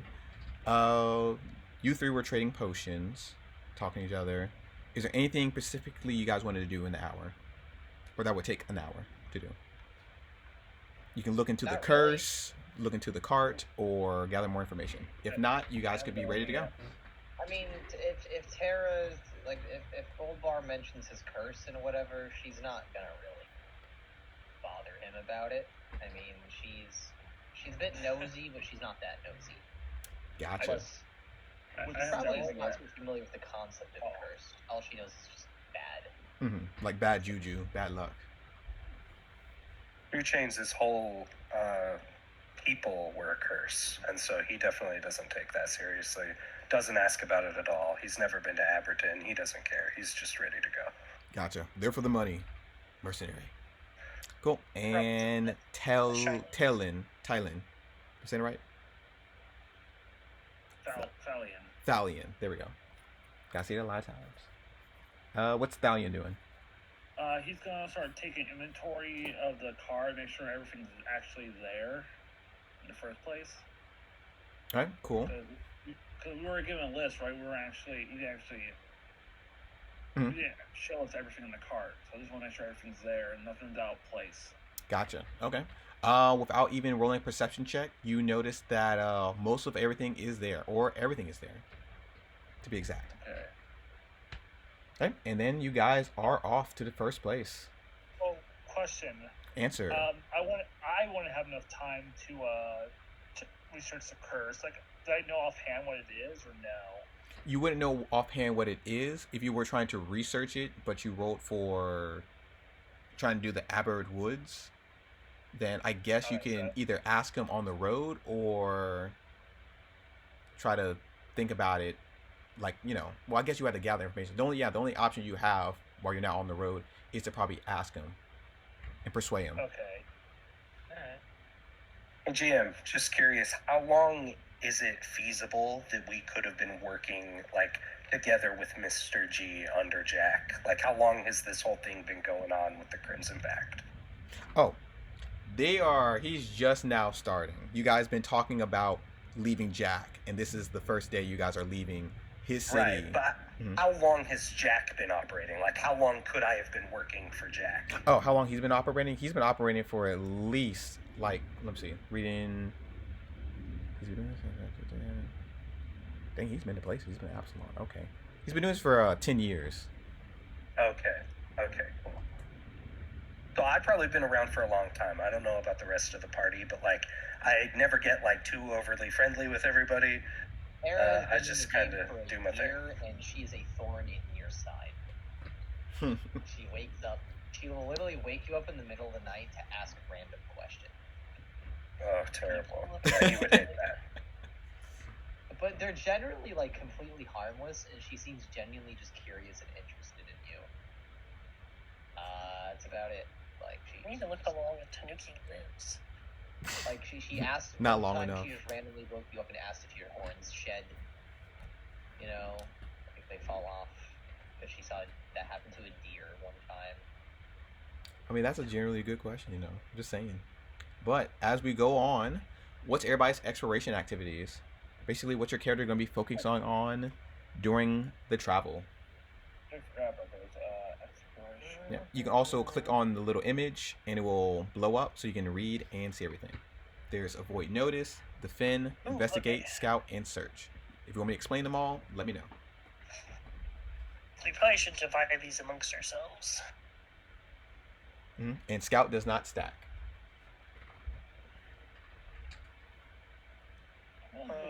Investigate. Okay, let's see. Writing it out. Because preparing an item and identifying an item is also exploration. That's cool. That will be worthwhile later to investigate. Alright. For now, I suspect that I will be investigating things. For the most part, she's just gonna look for, like, her primary focus is the herbs and the other things for alchemical reagents. However, of course, happenstantially, she'll also be mapping out the area as, like, a side objective kind of deal. Okay. Let's see here. I'll take up the scout so we can get that bonus in case it happens, unless someone else wants to take it. I think I was going to do search if you want to do that then. Yeah. I have a great wisdom modifier, so. Search. All right, 2 more people. 2 Chains will also search, just because, he's just keeping an eye out. Yep. Yeah, the hazards and so on. Right. And now it's scouting, so that we can get the +1 bonus to initiative. Gotcha. Scouting's on the board, and we're missing one more person. What do you mean? It is Elf Wizard. I said it before. Investigating. Investigate. Oh, so we're both investigating. Nice. Okay, cool. Hey, more the merrier. 2 intelligence characters investigating. You're probably investigating for more practical reasons. I'm going to probably do investigating the woods around us, like try to recall knowledge about the woods. Ooh, okay. So, as you guys are traveling, those who are investigating, roll me a nature check. And those who are searching, roll me a perception check. Yay. I'm not the best at nature. I'm okay at it. I mean, Gabo is searching for the good stuff. That is the Okay, nice. Okay. Oh, I'm on the wrong tab. Derp. Let's see. Oh. Hopefully that was Initiative. Damn. Still technically perception. Yeah, technically, and you did roll a nat 20, so keeping.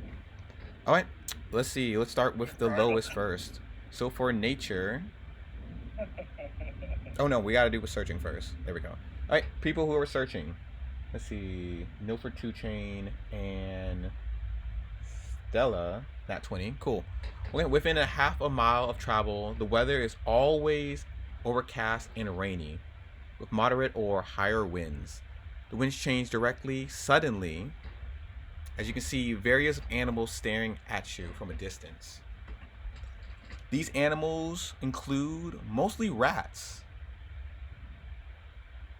some big and some small, but they hurry up and scurry away. Oh, I can't get any. Damn. And nature, let's see here.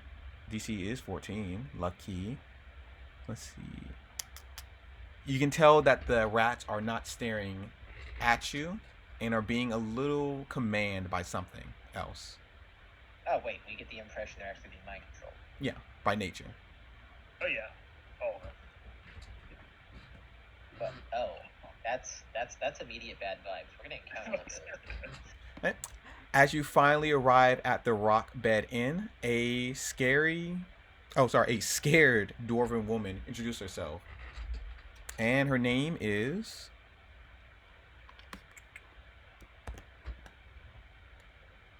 Korum Rock. Yeah, we're saying right. Hey, she greets with a worry on her face, and she has her little hands in a praying motion. Name's Komarok. Goldbeard said you be coming. Most of the stuff you need is here, but you have a limited amount of time before your gang's curse starts bringing Helen back to my place. Okay? So get your statues, get your lockbox, get the lost items, and anything under the floorboards, and repair that item ASAP. Goldberg. Question. Yes? And who are you? I'm Tara. Hi. Hello. Is this the people you talked about? Yes, they're here for the other stuff. Oh. Yeah. Oh wait, you need me to fix something? Well, yes. I need you to fix something ASAP. I don't want you guys to bring this curse well, around here, okay? We'll take care of it, but I don't know what curse? Well, I need you to fix these beads on these items, and she hands you a bunch of beads and some gems. Run to your hands. Okay, now I need a big guy to. Oh, okay, you're a pretty big guy. What's your name? As he points at the Minotaur. I'm 2 Chains, but hold up. Are you saying I'm cursed? That's a myth. No. That man right there. She points with a wicked finger. That man over there is cursed. Had me over here grabbing stuff for miles to help him with this journey. This forsaken journey. Jeez. She just starts walking around in circles. Either way, I need a big guy to grab the statues and put it onto the cart. You can get 2 people or more than 1. You have at least an hour. Let's see. I need somebody to find a missing item that one of our customers lost at the inn. Misplaced it. And what else? Somebody needs to open this locked box. I don't want you to crack it open or force it open, because you might break the thing that's inside. Who's going to deal with that? Oh, I can work on that. Perfect. Actually, do you have a picture of the key or the original key? Picture? No. I mean, unless I drew it, which who draws keys? I've never seen a picture of a key. Not like I have like a technology of some sorts that can just capture a thing and just preserve it on a slight piece of wood or something. Fluffy dude, what are you thinking? Oh, I can do this. You'll turn into a key. Oh, Did it look like that? No, but if you keep trying, I think you might be able to unlock it. And she hands you the chest. So, as you guys go through and do your things, each person has opportunity to help with the statue, help with repairing an item, find a missing item, or unlock the box. As repairing an item takes 10 minutes, so within an hour I can do it 6 times. I can do 6 repair attempts. Ooh, okay, gotcha. I'll give you a DC 5. Wait, repair item. Oh, never mind. That's not the key thing. That's something else. Okay, so let's start from the top. Repairing the item. Who was doing that? You have 2 rounds, by the way. Sarah. she's gonna do it. Okay, Tara. So I would need a crafting check to repair an item. Yep, I can do 6 of them within the hour. I don't know if you're gonna be like staggering out the hour and something could happen during then, but Something could possibly happen. She has you basically in the back rooms in the bedrooms. Fixing this item on the bed. Is that okay? And I will change the scene for that. Here you go. I don't know. Do you want a hero point or do you want to keep a 10? I mean, like, I don't think it's gonna be if we're just repairing beads. I can do it 6 times if we're like doing this within the hour, so I have time. Fine, I'll give you the 6 times. So that first one will be a failure. Well, we only have 2 rounds. Let me see here. 2 rounds, 10 minutes. Say task would take probably 10 minutes. What does it say right? Well, let me see. Yeah, let me see right here. What does it say? So it takes only an hour. But it says it only gives you 2 rounds of doing this stuff.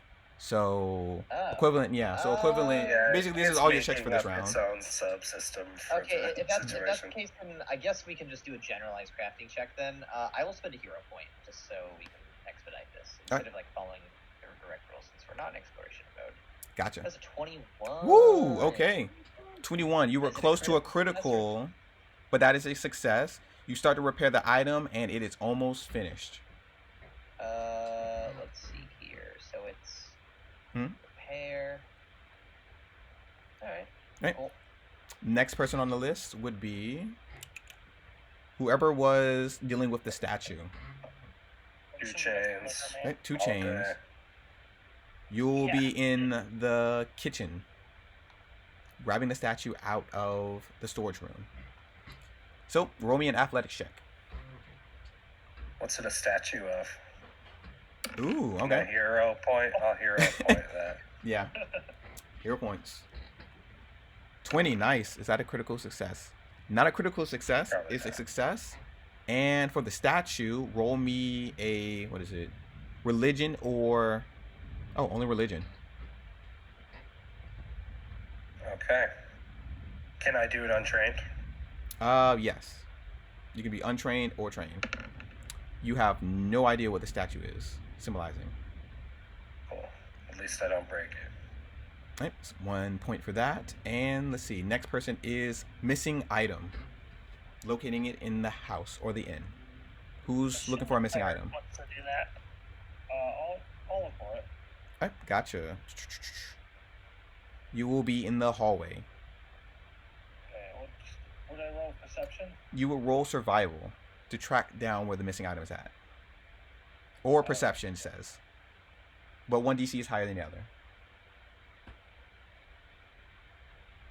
Survival, yes.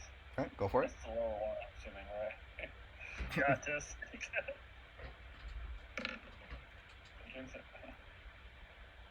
On the dot. You rolled any lower, you would have missed it. But yeah, DC is 12. You locate a missing item, which is... Ooh, a ruby. Just quick detect magic on it. But it is also missing a piece, so it looks like it goes to another piece to complete the item. Next person is for the chest. Yes.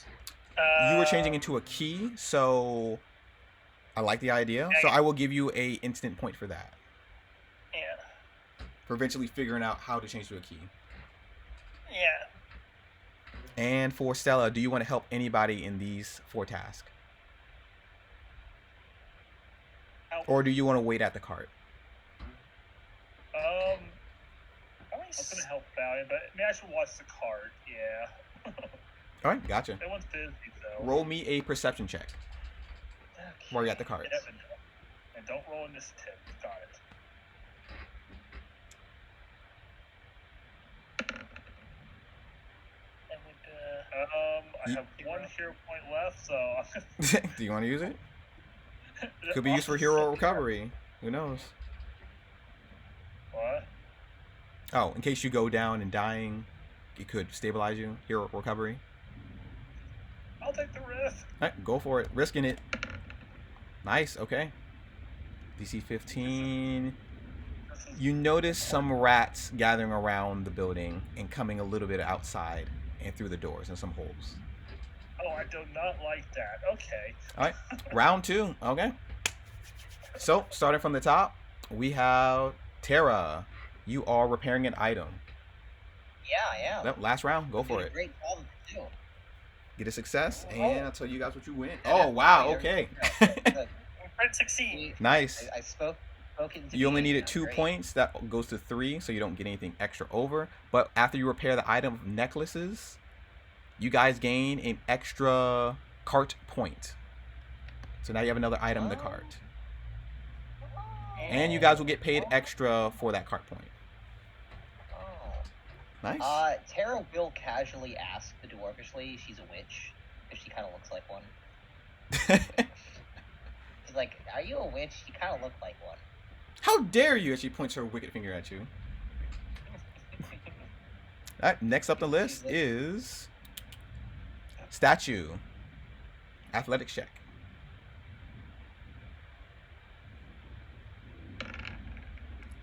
$16 is 15 and success. You managed to get the statue into the cart, and you guys gain an extra cart point. So that's 2. Easy. All right. Next is scouting for a missing item. Okay, that's me. So another. Guess survival roll. Yep, survival or perception. That is the same for both. So. I'm Oof. gonna reroll. All right, going for a reroll. I haven't used any of them yet, so. There we go. Nice. Okay. You use survival. That will be a crit success. But knowing that you got your other point and 2 points in, you only get 1 cart point, and you find the other part of the ruby to another necklace. Wait, sorry, to a staff. Yep. And you put it on the cart. Last person.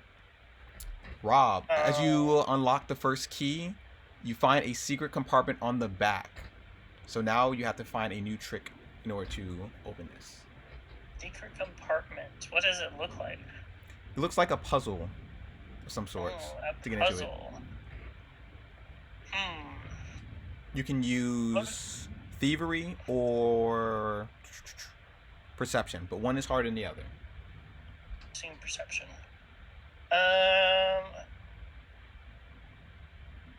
Puzzle. Let me double check if I have any shenanigans. I don't, so I'm going to always assume perception checks are the higher DC, so we'll do the thievery check. I will hero point that. Yeah, go for a hero point. Last one. Yes. Make it count. Thievery. Oof. Why not? You missed it by 1. Yeah. So you're messing with this compartment and you can't get it open. And that's when something happens. As Rat starts to gather around the cart, one by one, the horse starts to panic a bit. And Gobar says, Nelly, whoa, hold down. Oof. Hey, can you guys do something about these rats? They're getting a little feisty. Tasty rats? So Oh, yeah. within this 6 seconds, what do you guys do? And as Rob is distracted trying to open the box. Can you show me? Can you highlight where these rats are? The rats are currently around the horse, and some are in the cart. So a bomb would be like the wrong thing to do here, but technically, it's only dealing poison damage. So I don't think that's actually. I don't know if you guys want the viscera of a dead, putrefied rat all over our merchandise, though. Two Chains doesn't consider this, and he draws and swings at the rats immediately. Oh, okay. Roll me an attack roll. All of my stuff is AoE, unfortunately, which is good for the rats, but bad for the merchandise, so I will abstain. 17, no damage needed, because I'm pretty sure you do not negative damage. And you chunk a bunch of them into the hay, into the fountain, and making sure you don't damage the cart as they start to squeak and squirm and chant. And that's when we start rolling for initiative. Alrighty. Okay. I guess the only thing I would have done in that turn if I had 6 sections to act, which I presume is a round, right? Yep. I probably would have spent 2 of my actions to just spend 2 of my vials to like. Actually, no, that would get rid of stuff. Never mind.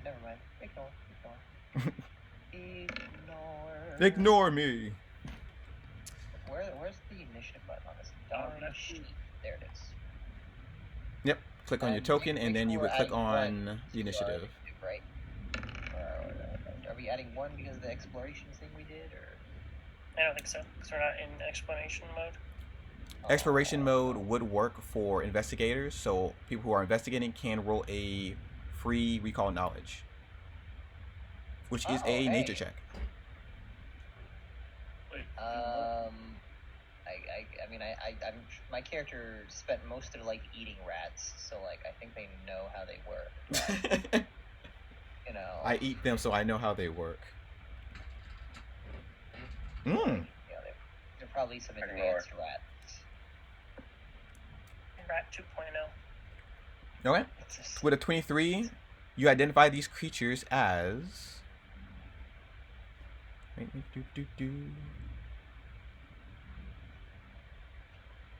a rat swarm. yeah, swarm of rats. Basically. And Do you want to know weaknesses, best saving throws? What do you want to know about them? Exactly. I'll say saving throws in this case. And to open that, that's fun. Alright, saving throws. You know what? These swarm of rats are pretty bad at poisons. And they can't take, sickness very well. Really? But I thought rats were good at resilient little creatures. Okay, that's going to be useful for my needs. Yeah. Electric arc. Let's see here. Hit into 2. I misclicked that. I was just trying to read it. Oh, okay. This is a session 0, so I understand. But what do you want to do on your turn? It's not my turn. It's Stella's turn first. Which is, wait, let me see. Cleric. Oh yeah, why is there 2 Stellas? Let's see. What was the first initiative? I don't see 2 cells. I see 2 Stellas. It was 2 Chains wrote his initiative. Then it was me, Blue, Tanner, and. Oh, that might have been from the early Nat 20 when you rolled Perception, but it was actually initiative. Yeah. Oh, yeah. Yeah. Yeah. Okay. Yep. So Stella is first. You guys currently don't have your weapons out, but only 2 chain. Who just took a swing. Yeah. Stella looks disgusted by the swarms of rats. She pulls out her simple Serum Raw, lays a hand on 2 Chains, and I cast Runic Weapon on him. His weapon glows with like holy symbols and becomes. It feels like he feels empowered by it. Nice. Okay. When a weapon lasts for 1 minute, it is on. Last action. And The +1 striking weapon now, right? yeah. Mhm. And I have any 1 action abilities I would want to use.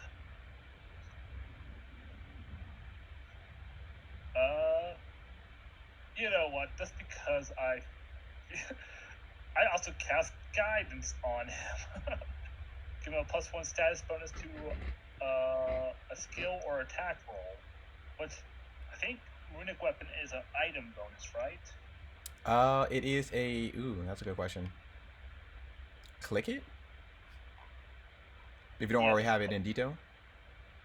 Oh, yeah, I mean, Because I think guidance is a status bonus. So Runic yeah, Weapon. and Runic Weapon just gives him basically the equivalent to the rune. Okay, so item bonus. So it should stack. But let me double check. Let me see. Runic And- Weapon is a item bonus, and guidance is a okay, yeah, they do Yeah, stack. yeah. Nice. So I should have a +2 to attack for my spells. And striking rune, basically. Go commit murder. Right, up next, Talion.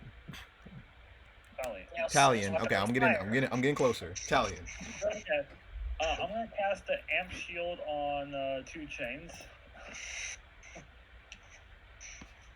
Yeah, sorry. So it's technically I'm gonna use that 30-foot range. She gains free shield, so +1 bonus, and I can break a shield to reduce damage by 5 damage.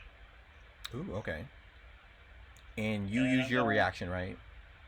Yeah, I use my reaction, so you don't have to worry about that. Mhm. And then I'm just do Electric Arc. Oh, reflex coming up. And that's 2 targets, so both of them have to roll. 2 coming up. 1, 2. 26 and 25. Wow. So success, not a quick success, and it will take half, rounding up, which will be 4. Yeah.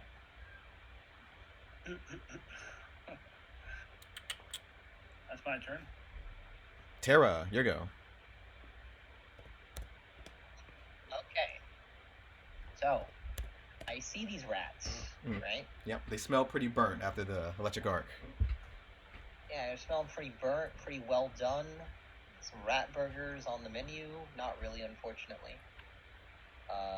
We are going to, and I need to determine my range of throwing here. I actually neglected to look that up. I deeply apologize. One brief moment. Please don't say burgers around me. She didn't say burgers out loud. That's me, out of character.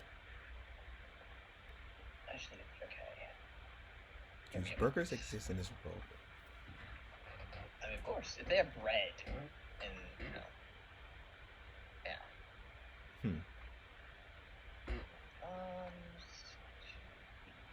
Range. One brief moment. I mean, bread doesn't make the burger. I'm just saying. It appears to be 20 feet.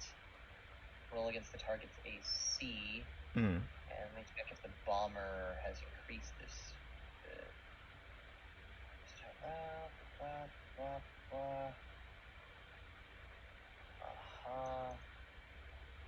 Does not seem like it increases the range of them. I might need to eventually get a bomb Far lobber? launcher. What do you call it? I think it's called far lobber. Far lobber, or there's a bomb launcher I can get eventually. But Mhm. either way, I will first proceed to stride. No, close enough. I'll stride over here. And then I have a feat for quick draw, so I can just draw and throw a bomb in a single action. Mhm. So I am going to toss a fun little explodey bomb. Boom, boom, boom. That is going to be a 19 to hit. 19 to hit. That is a hit. And Right, with the it extra takes- splash damage, they take a little bit extra, and it splashes on more rats. Yeah. Killing Also, 3 they're more. going to be taking 1d4 persistent damage on the start of their turn. And flat DC 15 flat check to get rid of that for a light bomb. They don't seem like they are persistent. Okay, not precision. So yeah. Persistent damage meaning that it will be a constant damage over time until they roll a flat check. Right, kind of like bleed and stuff, or like being on fire. Yeah. And then can't really reach the other one, so I will probably I'll just create a basic volatile vial with an action and read it using the quick draw. Mm-hmm. I think that works. Rules per raw. Seems like it does. Yeah. So that'll be doing. Let me double check here. Volatile vial. I'm going to declare it to be acid in this case, so basic. That is an 18 to hit, and that will be 2. Oh, you're throwing a. That'll be attack. Did you do attack too?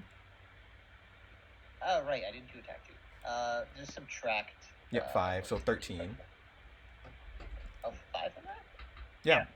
Mm-hmm. Unless you have, unless it's what's it called, agile. Than was before. My bad. No, you're good. I'm forgetful. 13. That one would be a miss. Unfortunate. Didn't really spend anything though, so we're good.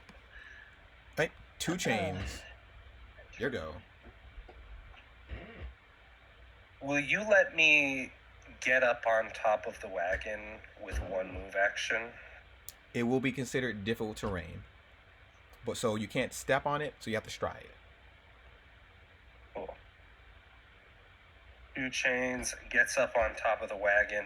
He's just like, he takes a deep breath as you guys cast all this magic on him. He feels all empowered. And he climbs up on the wagon and then swings down with a whirling smash on these rats to the south. And if I can figure out how to make my sheet work, here we go. Jeez, okay. I think this whole rat pile is just dead. That is I don't think a... Just gone. Don't exist. I don't believe that adds the spells either, the guidance or the... Oh yeah, you didn't even... I don't think you added that too. +2, yeah. Yeah, so it's a 29. 29, that is a critical hit. Oh, roll for damage. So, double it. Yep. I'm in. Oh, roll it again. Oh yeah, because you get an extra dice. Yep. And Don't... damage. It's not extra dice, right? Don't you just double the result? No, Well, if it's striking. Yeah. Oh, you're right. The striking. I forgot about Yeah, that. they buffed you up pretty good. And you get like plus. I think you have an extra 2 to damage, or is it 1? Like flat. With a +1 to attack, and then which we did, and then it's two weapon dice instead of 1. Mm-hmm. Yeah. And So then you got should roll just a transport. 1d8. You got a 3. Okay, so plus that's 5, 6, 7, 8. So times 2, that would be 16. And it is bludgeoning, so let's see here. Except gotcha. Because you use bludgeoning is why they died. They have no resistance to anything else but bludgeoning. And you, with one mighty swing, you swat all 20 rats away, and they scatter from this spot. Okay. Now, in a very fluid motion, he spins the meteor hammer's spiked ball around, and it comes down towards the other rats on this side of the cart to him here. 14. It's a 15 now because the guidance gets used up. Oh yeah, the that other is true. one is permanent +1, right? Yeah. 8, even with bludgeoning, Oh, that and yeah. rolled the damage automatically, but it's an extra D8 again. Oh, the extra D8 doesn't matter. They are toast. Yeah. They only have 4 HP left. And, no resistance can save them on that. And you swat another 20 out the way as they squeak and they fly into the trees and to the barn. And that ends the encounter really fast. Rob is still messing with the box, like, He's like, here's all this. Oh, okay. So, yeah, sorry, Rob, for... That was quick. Now, If you get extra turn to open the box, no. I bet they can probably get the box open. But as soon as that happens, the lady comes out and it says, "What happened? Did you curse us again, old bar?" No. It was the rats. It wasn't me. I have animal attacks occasionally. The bears, the trees fall on me sometimes. Curse! Everybody out the house now! And she runs in, grabs Rob, and pushes him out. And Rob All hit right. the chest with him. I would like to Roll me open up my a backpack. stealth check Okay. to see if you can hide it from her to take it with you. This will go against her perception. Wow. Okay. Nice. DC was 18, but okay. Oh. Okay. Yeah. Yes. You manage to carry the box with you outside, and she curses at you, points her fingers, and tells you guys to leave. So GM, I would like to fill up the empty space in my backpack with dead rats. Okay, they are tiny, so I say 10 of them equals a bulk. How many do you want? 10 rats. How many are there in total? How many there are? 20. What's it that way? 25 total, so that would be 50. 25. Okay, we'll get 20 rats. 20 rats. All right, put 20 rats in your inventory. You bulk rats. I'm going to be using them as essentially the big air quotes junk for making my stuff, my potions and other stuff. So I got rats now. Okay, so it makes a note. No drink your potions. Okay, understood. Was it Thalion or Stella that cast the magic weapon on me? I did. Okay. I did magic weapon guidance, and Thalion did shield. Right. Okay, so both of you just buffing me. I think he wants to keep you guys around. And Rob looks at what happened and is like, what happened? Did you guys summon rats? Relax. No. The funny rats, they're under control of something. There's something evil in the forest. It wants to kill us. Yeah, Why? use cool now with them. evil. What? Obar scratches his head. What do you mean evil? What's controlling the rats? Well, I mean, like, anything that tells rats what to do is evil. You're supposed to kill them and eat them. Can I do detect magic quick on the rat? See if there's any lingering magical effects. Sure. You do have a low level detect magic, so your magic would kind of ping after anything that you didn't detect magic from, or that doesn't have magic. If that makes any sense. Or I can just repeat myself to make it sound simple. Say that again? Okay, so basically, if you do detect magic at level 1, it's kind of like we call it a metal detector. So you'll detect any magic in the area, not a specific place. That's right, yeah. Yeah. To higher levels. Right. And you have a cart full of stuff, so that could make it go off. They Where go I off on grew like up- other spellcasters too. As soon as I can choose to normal magic, you're fully aware of. Yeah, never mind. Mm-hmm. Yeah, I'm not fully aware of what's everything around me, so never mind. Any more questions? I thought there was one more. I mean, I like to... Oh, someone else have a question? I no. just asked if detect magic goes off on spellcasters. No, not unless they're carrying a magic item. Okay, I was just curious. I mean, by that I logic, kinda it's kind of like every person who's walking around might just detect magic, I would think Yeah. so, even like I am also clerics and stuff. That'd be weird. I'm also debating on using some of the rats to craft rations. I can smoke and then make rat jerky. Sounds like a good idea. I have to make you roll a Maybe. survival check for that. See how good you are Not at making crafting. those. Valiant's gonna be a vegetarian from now. Rob's a raccoon, so I do find it funny that there are a lot of rats in this campaign, and you picked a kind of a rat-themed character. Well, no, she's eating them. Well, yeah, you put them in bottles, you eat them, you take them with you. But I will definitely say, not crafting. It has to be survival in this case. Okay. Because could I use crafting? No, only survival. Well, when you were crafting, crafting food. Because I have a common book that's meaning I can craft all 0 level items. Ration is a 0 level item. Sure, I'll allow it. Okay. All right. And I'll make a note for that. It's like you're campfire. crafting food. That's how people craft food. So yeah. survival is kind of like how to get the food, or basically how to skin the rat to make sure it's good food. So you still have to roll that, so you make sure you skinned it. Oh yeah, for pretty gutting good. the rats and cleaning them up. Yeah. Yeah, and then Of crafting's course. like cooking it up and stuff. Now she's gonna hold it over fire and just not care. It's gonna She's probably gonna get some rat disease. I'm just saying. Be careful.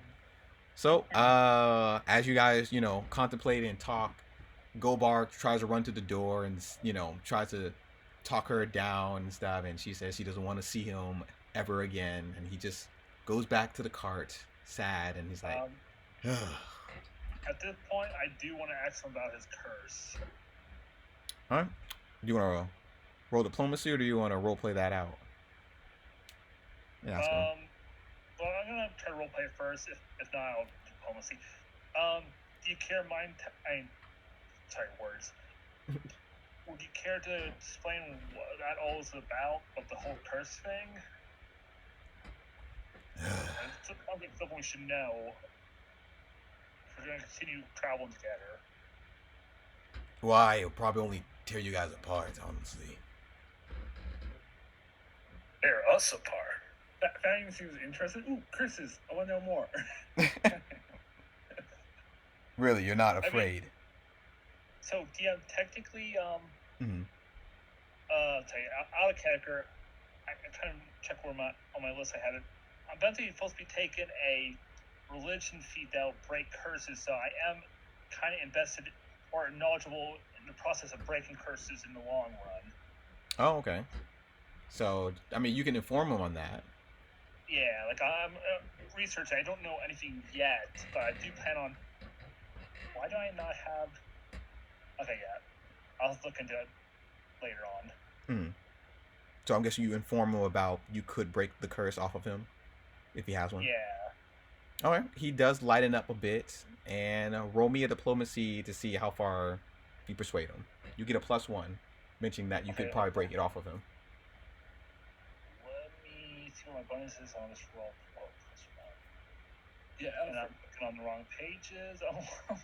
So if you want to add bonuses to your rolls, there's under options you can enable bonuses, or it'll bring up a box to add bonuses before you roll. Mm-hmm. Oh, really? Yeah, under I think attack, rolls, general options. damage. Yeah, you can do that, or I'll just add a +1 to it. Or whatever is easier. Yeah, I don't think the brings up bonus stuff for you, huh? Unless you click those.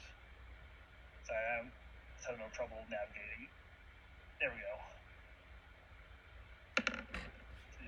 Please. Oh, that's pretty low. Yeesh. And that wasn't even close. He brightens up a little bit, and then he's like, no. The curse stays with me. I'm going to keep it to my grave. I'm gonna have to, talk. Even though we're 108 years old, we're still novices. Why did I put my +1 in intelligence and not charisma? You should have asked me. Does anybody else ask, or you guys just ride off? Do I overhear this conversation? Oh yeah. Everybody's talking. Everybody's near the wagon. It's just like, so if your curse summons rats, I am totally fine with it. His curse is his business. We should stop talking about it. You want a rat? Hold it out. Yes, 2 Chain is right. We have things to do. Okay. We can discuss it later.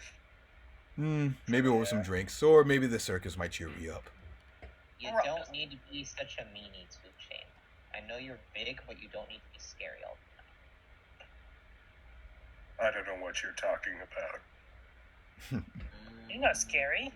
You try to be scary on purpose when you're actually not. I don't do that. Okay, come on. Stop your dilly-dallying. Let's go. Here! Let's go. Right, and you guys travel to the next location. All right, people who are investigating. Let me see. Anything new? Oh, nothing for investigators. Let me see. Anything for investigators? Nope. Okay. Nope. There's one thing. So people who are searching, roll for perception, and people who are investigating, roll for nature again. Man, my nature ain't that good.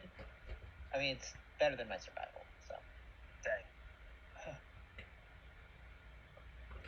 Dang. Scouting. And I do need to confirm how much time is passing in between these stops. Oh yeah, Rob, are you still finicking with the box in the meantime? Yeah, I'm gonna try to do that.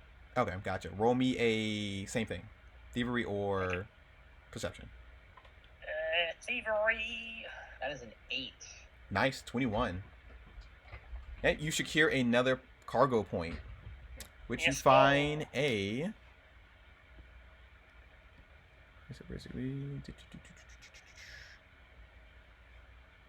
Yo, if I spend all our A sacred dagger of some sorts. Oh. With an engraving of a G to it. I want to keep that box too. It might be handy for secret storage. Good to know. Yeah, but if you close it again, you don't have the key, and the only person who can open it is probably Rob. Yeah, it's my box. Well, eventually we could probably make a key for it or do something. Yeah. So let's see here. Based on the rolls. Perception. Nice. Okay. I'm sure I didn't see anything. Phelan. I think I got it right this time. Let's see. Nature, success, and 2 Chains, success. Okay, cool. So for 2 Chain, oh, you know what? No, let's start with nature. It's more interesting. So, what you spot and what you feel in the air is the wind starting to blow harder and harder. The rain start to muddy up the road, and it's even more difficult to walk on. Might want to take some shelter. Hmm. And in this kind of form of nature, air elementals start to be more chaotic and arise. And 2 Chain, as you looking around for traps, bandits, maybe the Crimson Pack of some sorts, you do spot something very far in the distance. Blue, winged, and looks like it has a big nose. But this gives you an advantage of the first round as you see 4 creatures fly towards you. Which... Interesting. Oh, Can I that try to is... identify them? Yep, roll me a nature check.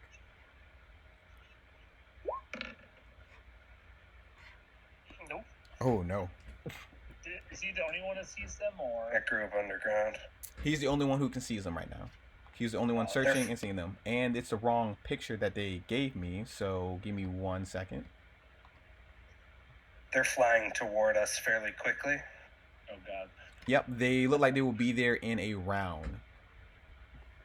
As they laugh and suddenly they turn invisible. But for a brief second, you saw this.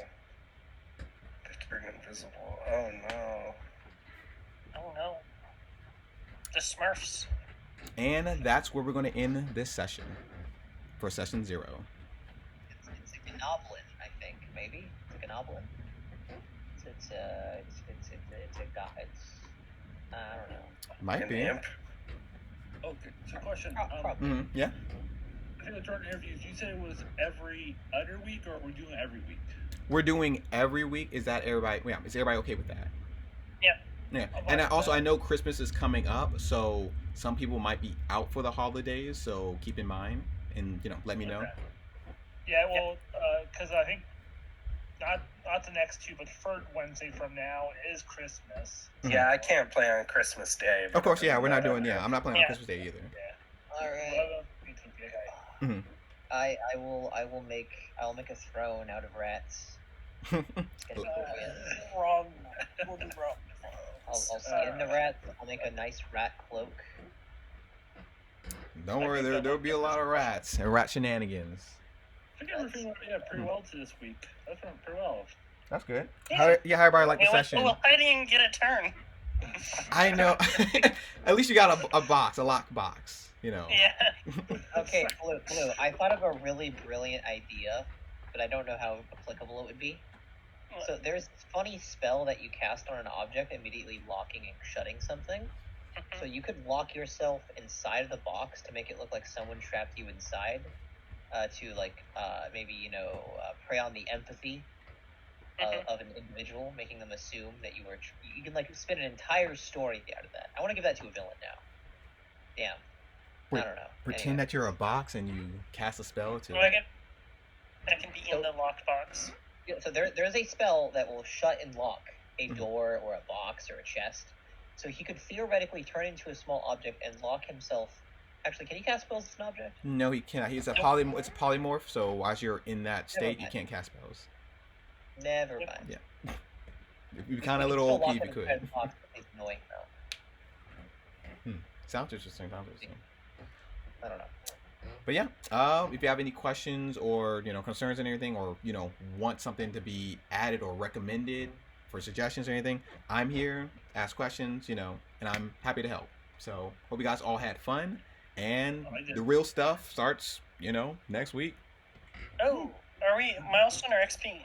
Oh, milestones. I don't trust players with XP because they could forget 10 XP and they go to the boss room accidentally, and then they get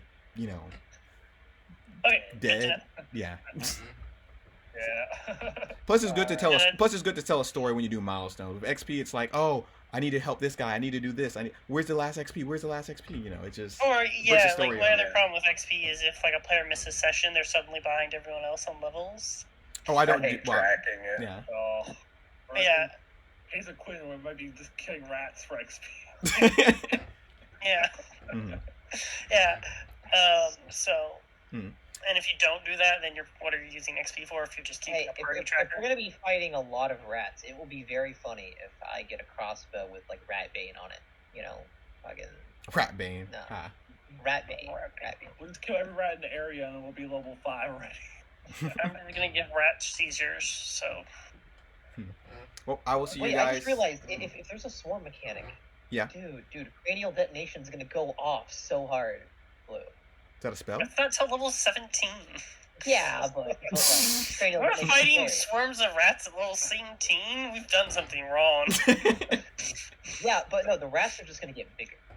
You know, that's all that's gonna happen. Just like every Gigantuan like, size, every like 5 city levels, size. We're like literal gods and we're fighting rats. Yeah, yeah, the rat god. yeah. Hmm. Oh yeah. Oh yeah. Mhm. Let us know your verdict on free archetype variant rule if you want to do that or not. That is your choice. Gotcha. I'll probably have an answer by the new year. We definitely all hope you say yes. Yes. Yeah. I don't think it adds too much power to the game. You say that, but when the cleric starts walking in with like 4 more spells after the remaster, you know, you start to think. Well, We must peer pressure him. How about this? I'm You gonna guys say- are in the 75% I will part. Let's go with that. I'm in a weird stage. Because it seems like you guys can't handle yourself with the free archetypes, so I don't have to, you know, go behind you on that. It's Yeah. more the new players with the free archetypes that, you know, you have to worry about, and, you know. So it's good to start probably early than like in the middle of with free archetypes. So more likely it might be a yes.